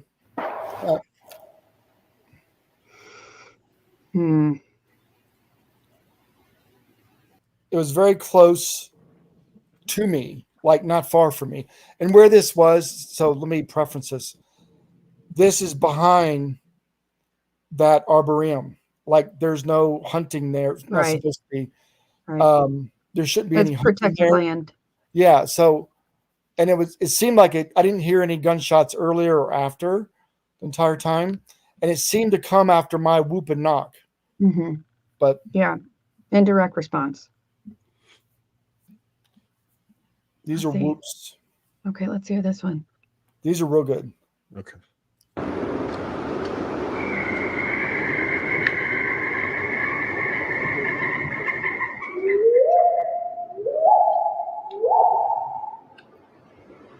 That's good. Yeah. That was it. So wow. let me before you play it again, let me explain where we were. This video is not this was not recorded with my phone. This was recorded on my digital recorder. I got custom mics. They're highly sensitive. They're omnidirectional, so it picks up any direction. I was with Tom Shea in his research area in northern Kentucky during the day. We were cooking bacon. We cooked bacon for about an hour. And then my recorder, which is over in the tree line, recorded those whoops. That's why they're so clear. Yeah, that's incredible. The trees in my woods get pushed over by Bigfoot. Yeah. That was what this.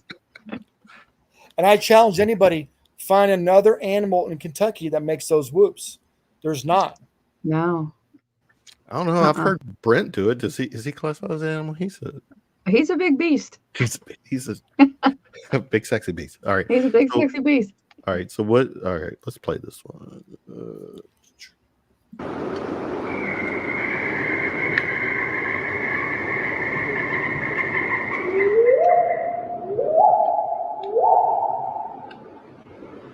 That's good. That was me. Like, I don't think I would have been that calm, Charlie. it You're like, caught that was me off good. I guard. heard it. Yeah. We were just sitting by the fire. Like, it totally caught us off guard. And more background. We're in Tom Shea's area where all the casts come from. Right. The largest cast collection in Kentucky is from this area. Numerous credible eyewitnesses, hair samples, you name it, from this area. And then I got those whoops that day. So this would be me, Tiffany. Watch this. Well, hold on. Let me set this up right. I'm a tough guy. I'm a badass. I'm not so much. Not so much. No, I'm not that tough. I'm not that. I hear that shit. I'm like a 180 heading back to your house. Exactly. Yes. It did scare us though. Like we never. To me, that was not intimidation. Not like that doesn't sound like that. Do you? Yeah. So what do you think that the whoops are meant to be? Do you think it's just like, hey, I'm over here, like my grandmother whistling and making sure that everybody is within earshot? Right, like it's letting another Bigfoot know that we got people over here. Hold on, stop where you are. Whoop, like stop or yeah. I don't know, but it's not intimidation. Like it's trying to push a tree, throw rocks, like we've had happen. I've had that happen to me, and that's more direct intimidation for us. This was more like you said, maybe location. All right, this is in Tennessee. And this is the last of your videos. Yeah, we heard something belly. We heard something run from us on the top of the mountain late at night. Something ran, and then my buddy actually recorded it on a thermal, and I got the thermal from him. It looked like a juvie, a young Bigfoot belly crawling. Before we turn it on, there's a couple questions I want you to answer. Yeah. This is what make, model of recorder and mics. Okay, so I recommend any of the. It's not the recorder that's important. It's the microphones that are important. You could buy an Olympus, a Sony for less than $50 online, any kind. The mics, I got two guys that make them. Charles Kimbrough and Charlie Page. They make these custom mics. And again, they're omnidirectional, so they pick up at any sound. A parabolic is good if you know where the sound's coming from. If you don't know where the sound's coming from, it's good to have an omnidirectional mic as you're hiking, as you're sitting. It'll record anything in any direction. And again, they're very sensitive. So if you're interested, I can send those individuals their contact information. I think they cost about $75. We also have another question. What creatures in other parts of the world might have similar vocalizations to what we just heard? And there are some types of primates that can make similar sounds, right? Yep, a monkey. So I found one. Okay. In the Cincinnati Zoo, there's a monkey. It might have been a holler monkey. I'm not sure. It's similar to those whoops. But again, we don't have monkeys, unless they're a pet that was released. But we do have lots of Bigfoot whoops. I've heard them many times, just like that. A lot of times you'll get knocks with the whoops. If you notice that one video, I did a whoop and knock together. There are a lot of recordings of whoops and knocks together, and those elicit responses. Whoop, there it is. Okay, what we got? So this is 2010 on a mountaintop in an undisclosed location due to. I don't know if they're electric or dynamic mics. She was asking. So large tracks were discovered and casted earlier in the day. That evening, we returned to the location. As we hiked a trail up to the meadow, we jumped something very large. We heard it run off only for a few seconds. Then it became eerily quiet. At this point, a flare was turned on and recorded the following video.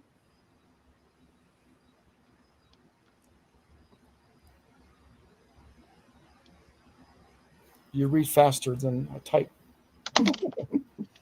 Because you're a pecker, remember? Exactly. Your word, not mine. I haven't. Come on.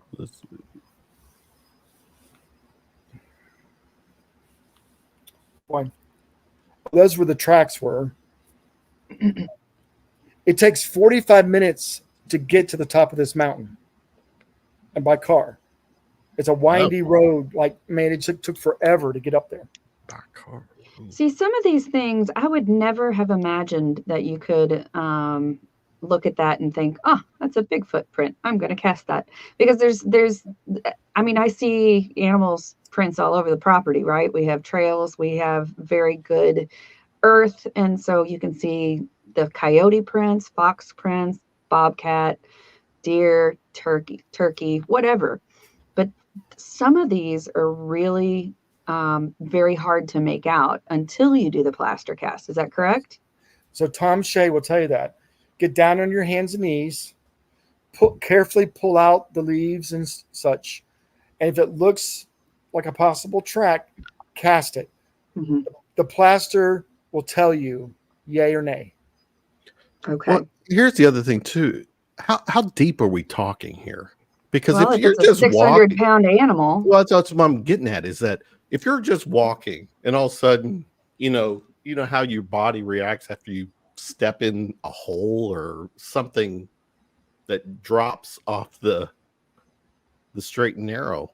I mean, how deep are we talking? Just a few inches, or it depends on the substrate, because some of these creatures are 1,000 pounds. Right. And like Cliff says, the track is the damage done to the terrain right. by the foot. So that's why the tracks look different. And that's significant, because if there were foot stompers, they'd all looked exactly the same. But because it's a flesh and blood animal, they're dynamic and they move and adjust, the terrain. Got it. Okay. Turning it back on. Let's see. The following are 5 recordings clipped together over the course of 7.5 minutes. Glad you read that, because there is an audio version of this. And I know.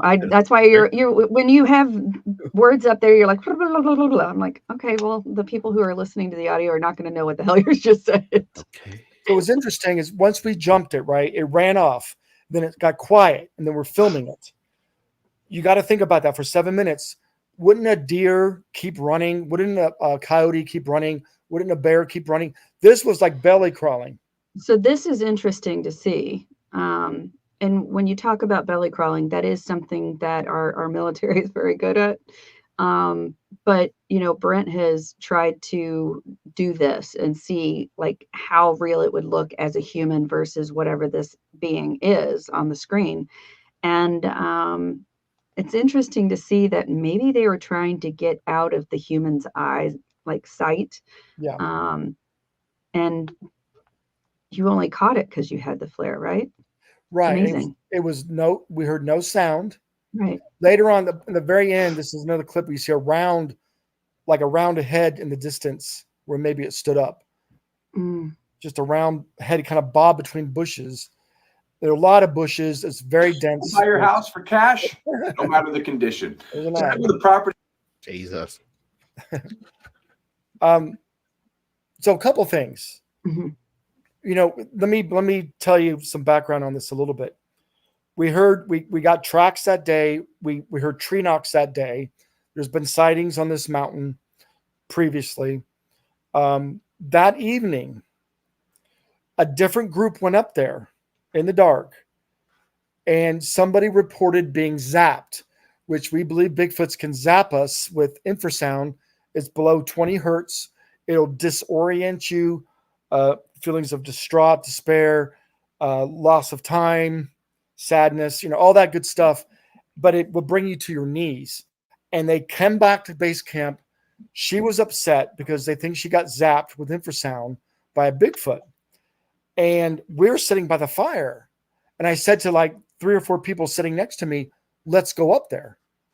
Like, why are we sitting by the fire? If she got zapped at the top of the mountain, let's drive up there. So we drove up there. We finally get there. We get out of the cars. We're walking along the trail.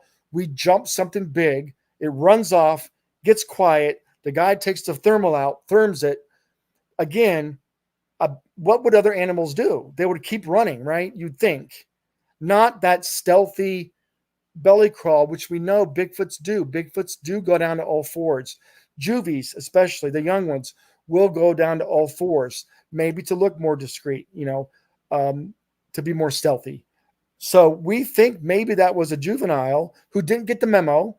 An adult Sasquatch would have stood there quietly, let us walk right by, right? Not moving, not making a sound. I think this young one didn't get the memo what to do, started to run, and then we turned and reacted to it, and then it went down to all fours. That's my analysis of it. I really like that video, Charlie. Mm-hmm. It doesn't look like a deer, does it? It doesn't look like any no. unknown animal. No. Yeah, I like that video a lot. All right, Tiffany, this is the audio file you sent. Okay. Well, tell us, what's the backstory? Charlie, this is LBL. Can you set it up for us? Oh, LBL. So Brent is like my best friend and Tiffany's husband. And I thought he was my best friend. Oh, you can have more than one best friend. Okay. We went to LBL to interview a witness. Mike Smith is a school teacher, a high school teacher, with his family, saw a Bigfoot while they were fishing, daytime. His interview is on my YouTube channel. You can watch the interview. We did a reenactment. Brent went on shore, went up to where the Bigfoot was, and Brent's a big guy. He's a big guy. Yeah, the Bigfoot was much taller than Brent. And we did a whole reenactment. It's on the video on my YouTube. But anyway, after the interview, that night, Brent and I decided to camp. We set up a tent and we put food out. We made a fire. I put my recorder out. Again, it's got omnidirectional mics. I hung it in a tree. And almost immediately, we started hearing all these howls from different directions and then legit tree knocks amongst the howls. Wow. All right. I'm going to go on record and say this. As a paranormal guy, UFO, all this paranormal stuff, I'm an enthusiast. I'm just a fan. I'm a very open-minded. I'm very skeptical. But I tell you what, if I had to choose between a ghost investigation or hanging out with Charlie, Brent, Tiffany on a Bigfoot thing, I would choose the Bigfoot thing. This is just, there's something about this. It's just, I don't know. I get the warm fuzzies here. All right. I don't know. Don't judge me, people. All right. So all right, I'm getting ready to play this. Let's do this. Kevin, I'll hold your hand. I know you will, babe. This is 10-4. Get ready for some jail time.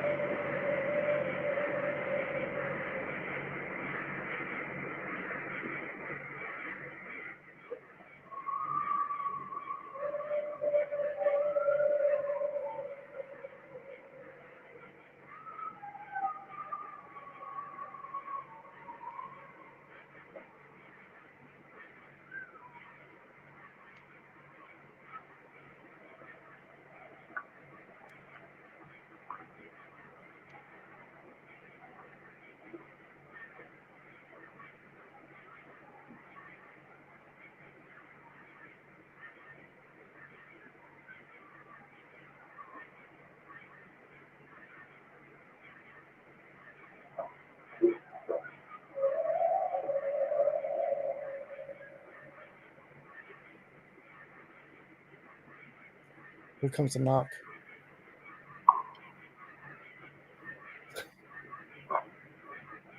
I heard it. Knock?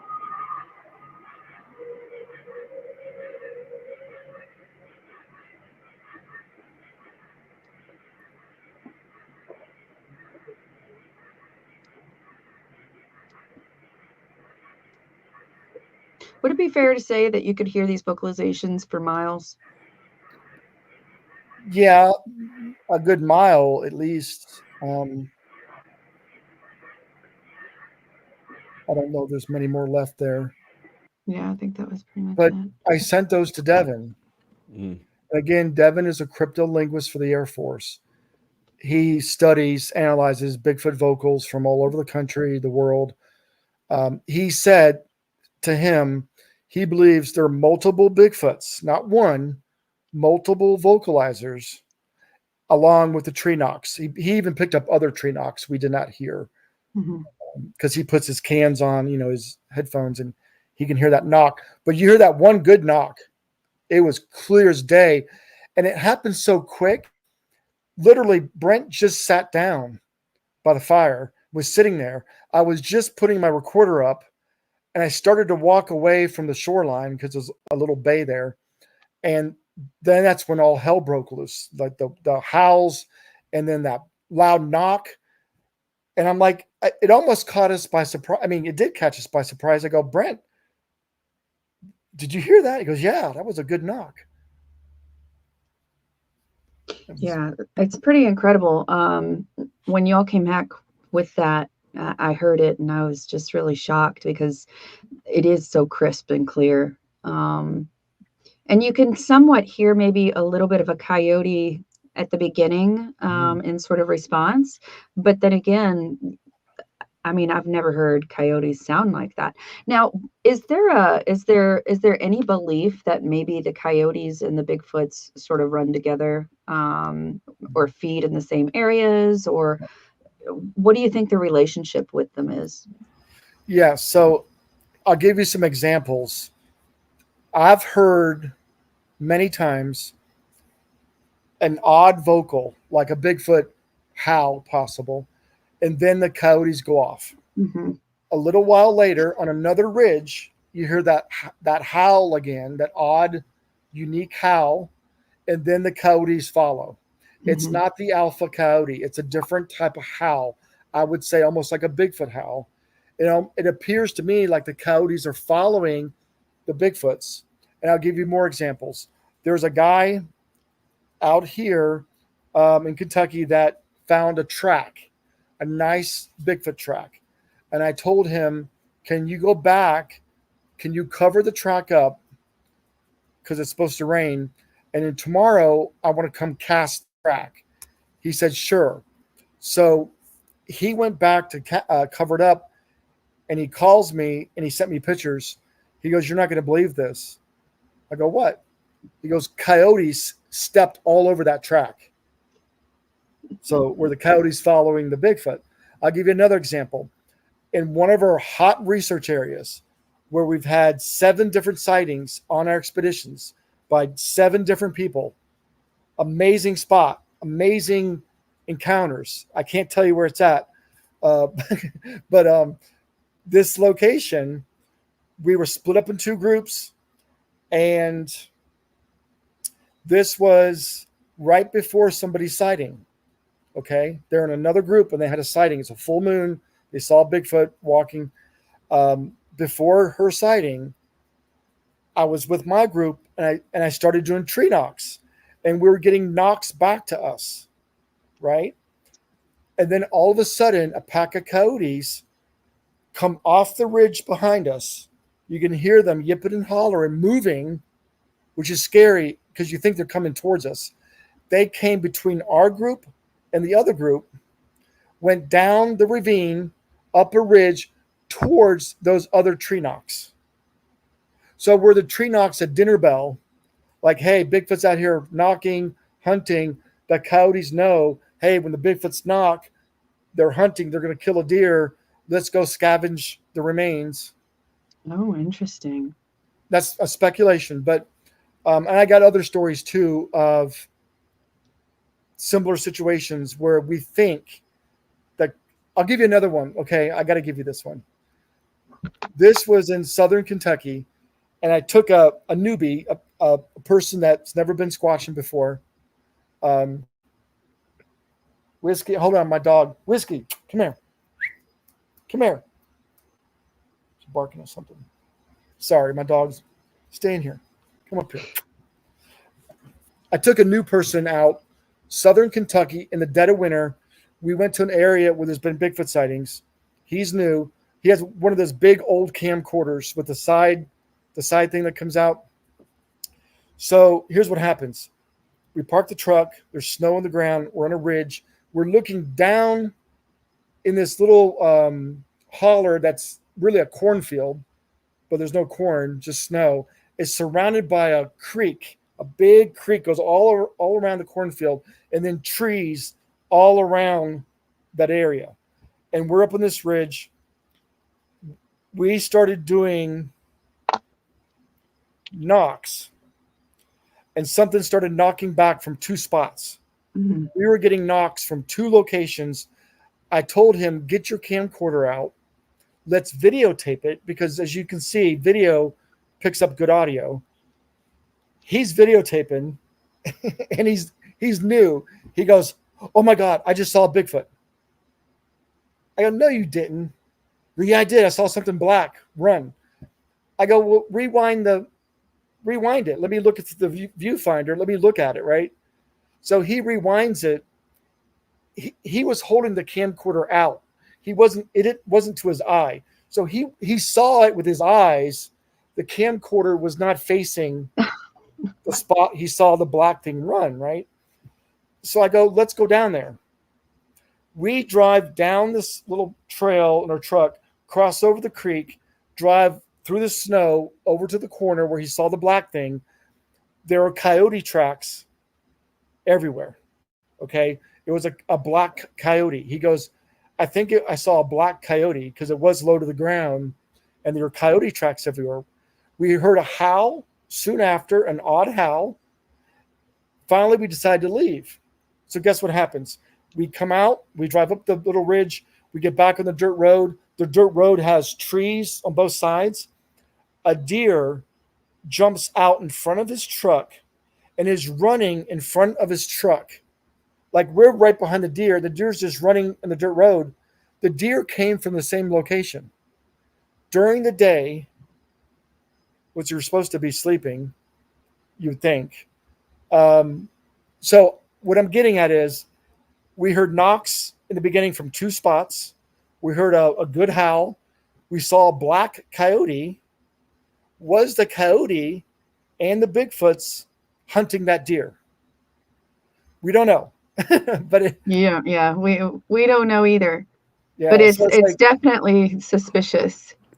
Yeah, it was kind of a neat bunch of circumstances that kind of happens in a sequence. Tiff, you want to see something cool? Yeah, let's see.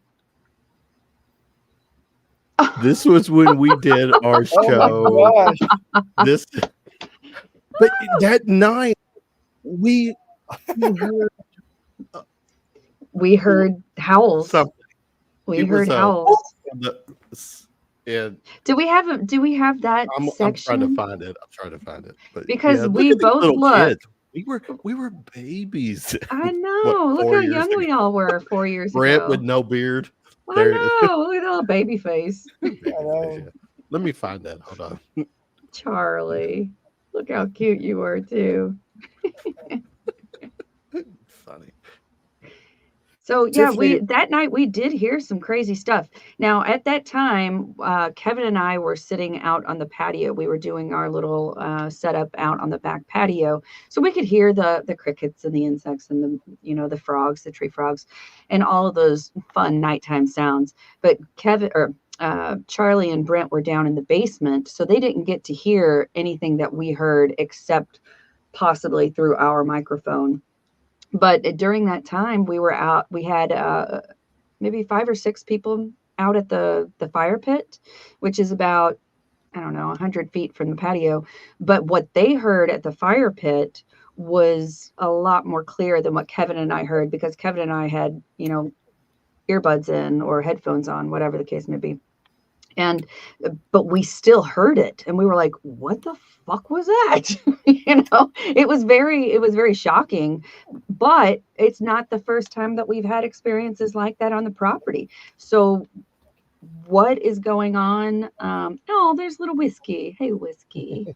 But it does make you wonder. We're not very far from downtown Louisville, maybe 18 miles, 20 miles.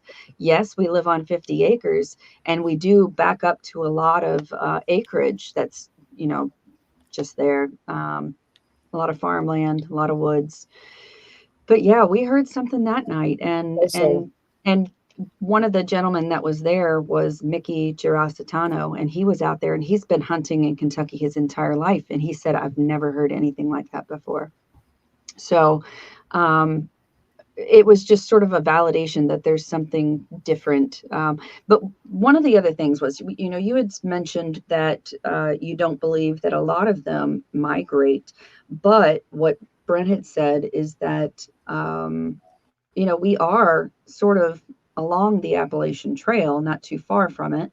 What do they do? Do they travel along waterways to get from maybe home site to home site, do you think? Yeah. Yeah, like the legend of Boggy Creek.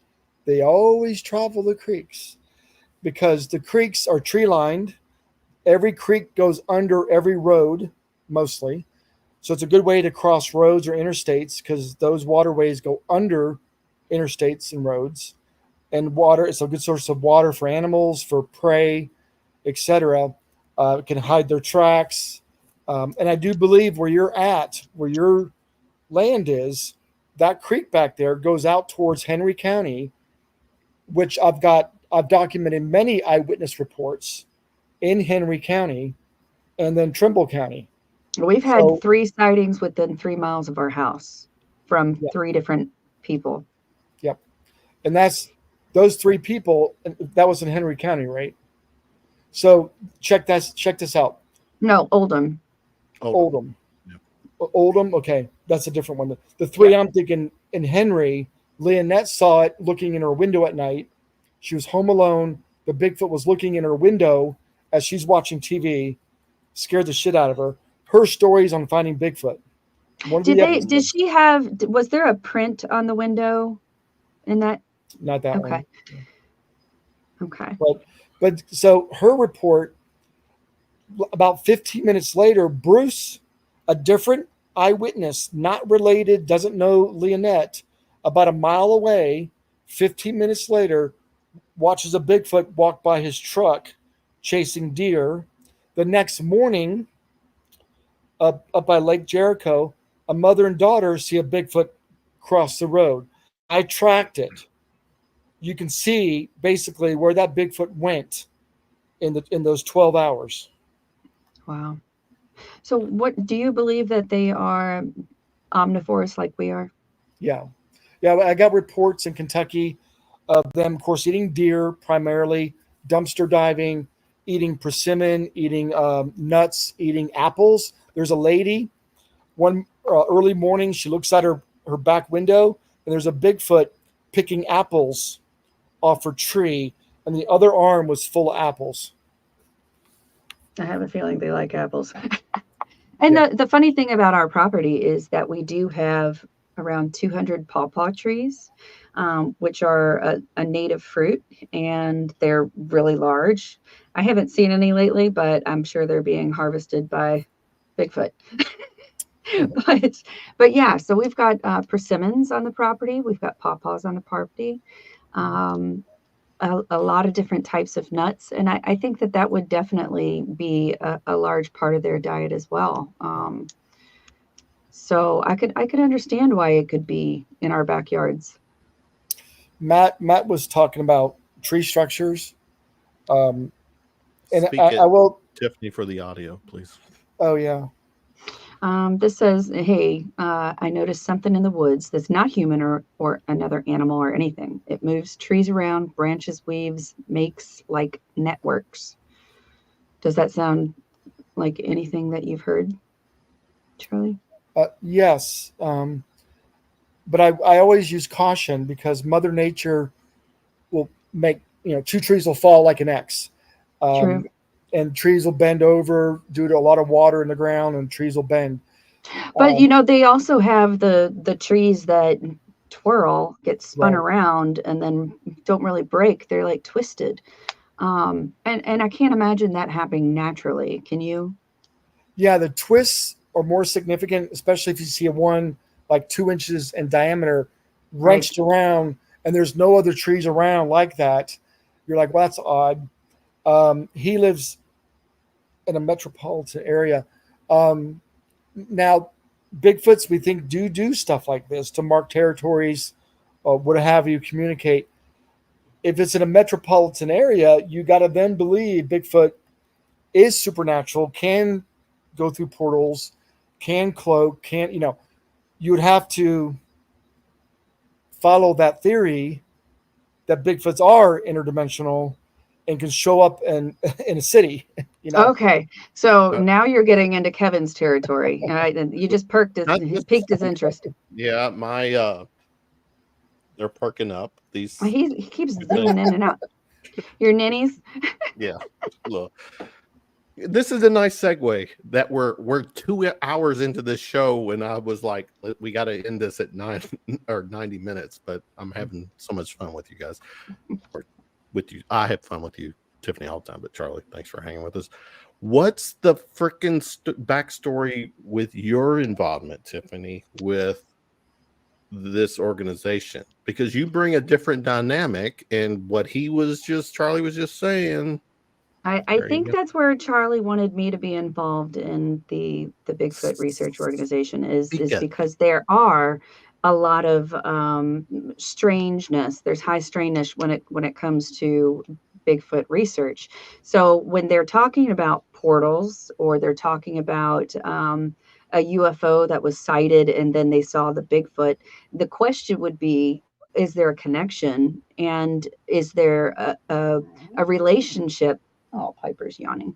Is there a relationship between Bigfoot and extraterrestrials, or is there is it just a coincidence? So I think that's why he brought me on board. I haven't exactly had any You haven't earned interviews your that I've had pay. to do. No, I haven't earned my pay yet. So, but I am here and I'm waiting for any kind of investigation in that respect. I would love to be active in it. What's So your take on all that? How Tiffany's backstory and this whole Um, UFO alien thing? What's your okay, feel on that, Charlie? Go ahead. I'm open to it. Like, first of all, I do believe in UFOs, aliens. I do believe in ghosts. Um, I'm not so sure Bigfoot is supernatural and can do all these things. I don't know. I don't get a lot of reports of those. Most of my reports, they're not cloaking. They're not really mind speaking, telepathy type things. I do have a few that I get.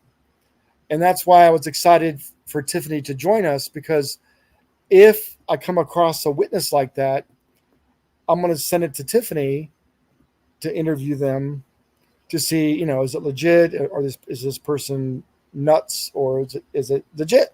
And I'm open to that. I'm not closed-minded on the portal stuff. I don't believe it right now. I believe Bigfoot is flesh and blood, adapted over thousands of years. They're highly intelligent. or They're the millions. ninjas of they're the ninjas of the forest, and it's nothing really spooky about it. They're just a very advanced animal. Yeah, the telepathy. I know we have humans that can use telepathy. There's some proof of that. So Bigfoots could do that. Possibly use that part of the brain that we don't all use, maybe. So I'm open to all that stuff. Well, and that may go hand in hand with the ability to use that infrasound as well, to project, some kind of vocalization or some kind of deep sound that would make you sick, that would make you turn the other way and just run out of there without having a confrontation. That's always been very interesting to me, that aspect. Yeah. The infrasound, though, we know other large mammals emit infrasound. It's nothing. Lions. Yeah. What else? Lions. Tigers, Elephants? Tigers, elephants, and bears. Oh my. No. Yeah. All right. And So then some whales or something do too as well, don't they? Oh, great yeah, I think question here, Steph.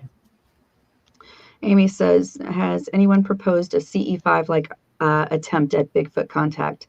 So Whoa. CE5 would be the initiation, trying to contact them through either mental telepathy, calling out to them, or requesting their presence. I got one. We know, Amy. Give us a chance. Tiffany knows what she's talking about. Yeah, I got one. Okay, let's hear it. Oh, Yeah, so the other night I'm watching a podcast with Les Stroud.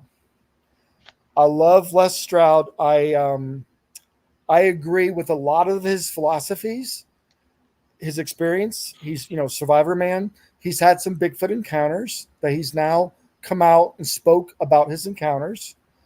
I'm watching the podcast and I love everything he says.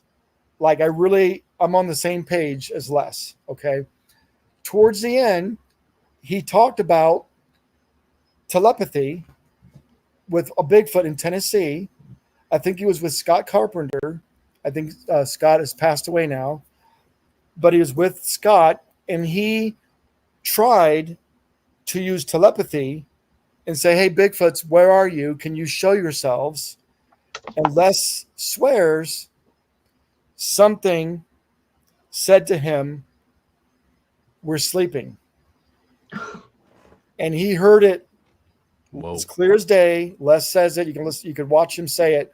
He said he got this verbal communication. He said it was loud and clear. We're sleeping. The funny part about that, though, So that's English. So they know English. Well, they communicate in your language. Whatever language you speak, it translates in your brain so you can understand it. That's how. See, that's amazing. Yeah. But here's the thing that's funny. If they said we're sleeping, they're sleeping. Right. How are they mind speaking when they're sleeping? Maybe it's a different consciousness level. I don't know. I don't know. Don't know yet. I don't know. All right, Charlie. Maybe they just mean resting. Right. Okay. Yeah, maybe that's it. Mm-hmm. Tonight, Charlie, you being on tonight, you brought some of your followers, your friends from the organization. So I'm going to do something for them. So what I'm going to do is rattle off some Q&A. It's rapid fire. They get to know a little bit of something about you that maybe you had never shared. It's fun stuff. Play along. Yeah. First concert you attended. Ted Nugent. Oh, very cool. Cat scratch. Wang Dang.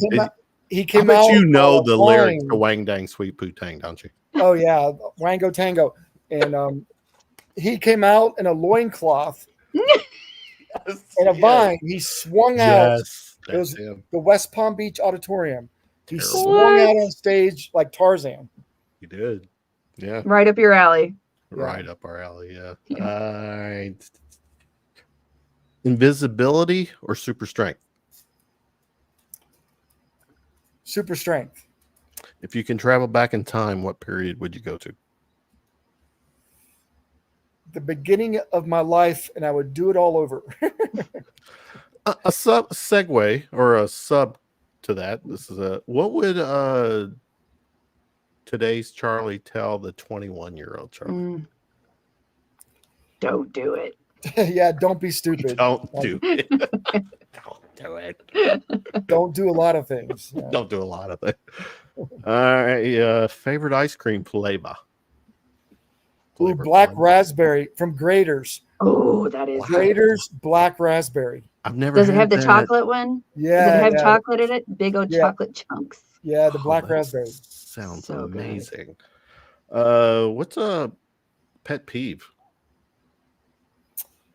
Rude people. Okay. Well, that eliminates us. We're not rude here. Okay.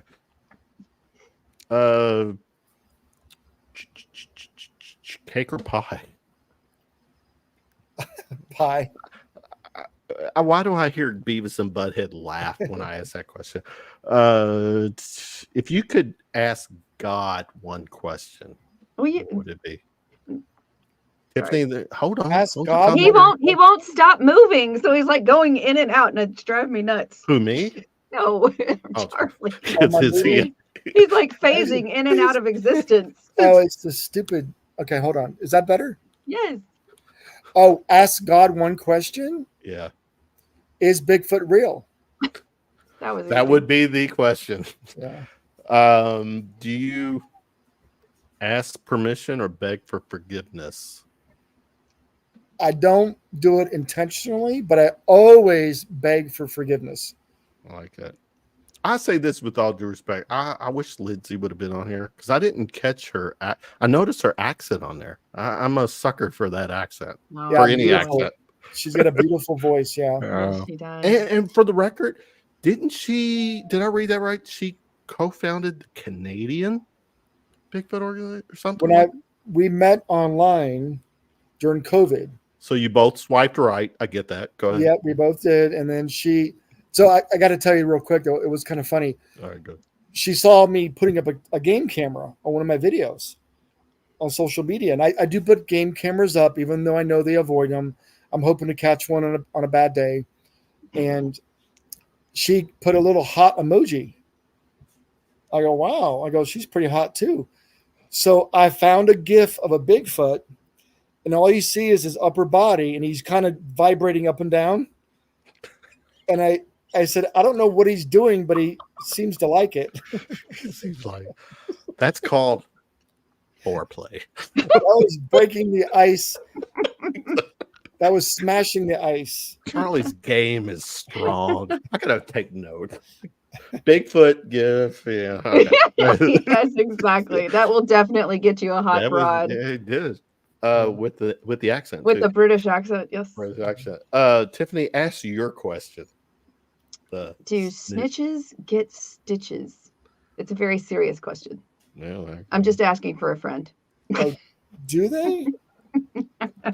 Probably. Somebody asked there in the comments, what was the best gift they would give you? A Bigfoot. Any gift. Like if a Bigfoot gave me a gift and I was certain a Bigfoot gave it, it would be priceless. Yeah. I don't care what it would be. Amy, you said a very interesting show. When do we not have one? Okay. Kidding. Thanks, Amy. Thank you, Amy. Thank you, Amy. All right. So last one for you, brother. What is your happy place? My happy place, I would say the woods. Yep. With a knock or a whoop. That's icing on the cake. But I tell people I take them out squatching quite often. Sometimes, most of the time, nothing happens. But also they do thank me for taking them out in the woods. You know, detaching from the world and technology and people and the struggles of life. And when you go out in the woods, you decompress. It's the best therapy there is. And I encourage everybody to go out on a hike. Yeah, look for Bigfoot, but go with family or friends if you can, and just enjoy nature. You know, there was a time last fall that we went to the Goatman Festival, Charlie, right? Mm-hmm. And you led a hike through, what is the name of that park? So that would have been close here, right? Yes, it was in Floydsburg. Yes, the Goatman Festival. So that evening, we did take some night vision goggles and stuff like that, and we had just a nice little walk. And they asked questions, and we had some question and answer time. But it's really nice to spend time in the woods with somebody who really appreciates all of the sights and sounds. So where would be a good place for a new person to find a group in Kentucky? Where would be the best place do you have a website set up for expeditions only, or no? Well, So just keep an eye out for expeditions anywhere. yeah. So if you go to KentuckyBigfoot.com, you could join our Facebook group. Also, our YouTube channel is on there. And then through the Facebook group, we will post expeditions. You could also post meetups where you can meet other Bigfoot researchers or enthusiasts, and you guys can go on your own hunts, and I can help give you ideas of where to go. Okay, very cool. Cool. One more question before we go. Where would your top 2 destinations be to hunt for Sasquatch that you haven't visited yet? Hunt or Well, Bigfoot expedition. okay. Oh, it's on my bucket Location. list. Yes, your bucket list. Top 2. I want to go out to out there to Washington State. That's on my bucket list to go to the Pacific Northwest. I mean, that's the epicenter of Yeah. Bigfoot, as far as the United States goes, right? Right, and I want to go to Bluff Creek where Patty walked across the creek. I'd love to go see that. I love to camp remotely, in a tent. That, if you go to an area where there's been Bigfoot sightings and you go camp in a tent, that is scary. Sounds dangerous. Yeah. Do you know what we should, Charlie? When you do those all-nighters or whatever, are you streaming live on your YouTube or anything? No, I need to do more of that. Well, no, you don't. We could probably do it on our show.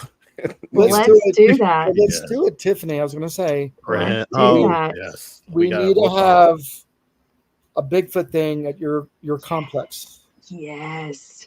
Maybe that's Contact at the Compound 3, or it's third time, right?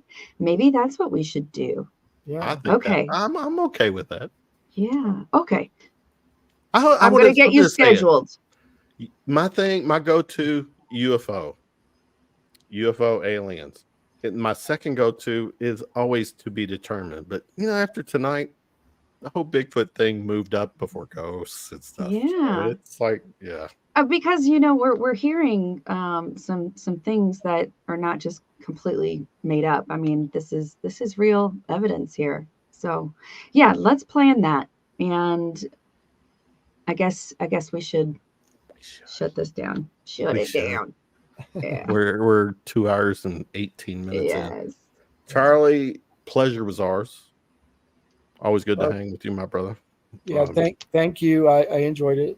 And I think we could do another 2 hours and 20 minutes again. And we'll do it again get Lindsay Brent on and really make it a party. Yes. Yeah, let's do that. I know we're obviously the scrolling KentuckyBigfoot.com. Anywhere else people can engage, connect with you besides you? Yeah, a lot of our witnesses now are being posted on our YouTube channel. Okay. I post weekly. I've got 5 witnesses right now on my computer that I need to edit and upload. I'm getting more and more witnesses, so you could watch them. You can listen to their emotions. You can tell if they're lying or not. So just go to YouTube and put in Kentucky Bigfoot Research Organization, and it'll pop up, and you'll see all the witnesses that I post. All right. That sounds great. Very cool. All right, Tiff, take us home, babe. Thank you so much, Charlie Raymond, for joining us this evening. Give Lindsay big hugs and kisses from us. We appreciate the time that you've spent with us this evening discussing the mysterious monster in the woods. Thank you so much. And we will catch you later, because we are definitely going to have another show. We're going to plan the live stream, and it's going to be phenomenal. It's going to be huge. Huge. It's going to be huge. Yeah, I'm looking forward to it. All right. Thanks, my friend, Charlie. All right. Bye-bye. Peace out. Good night. Peace.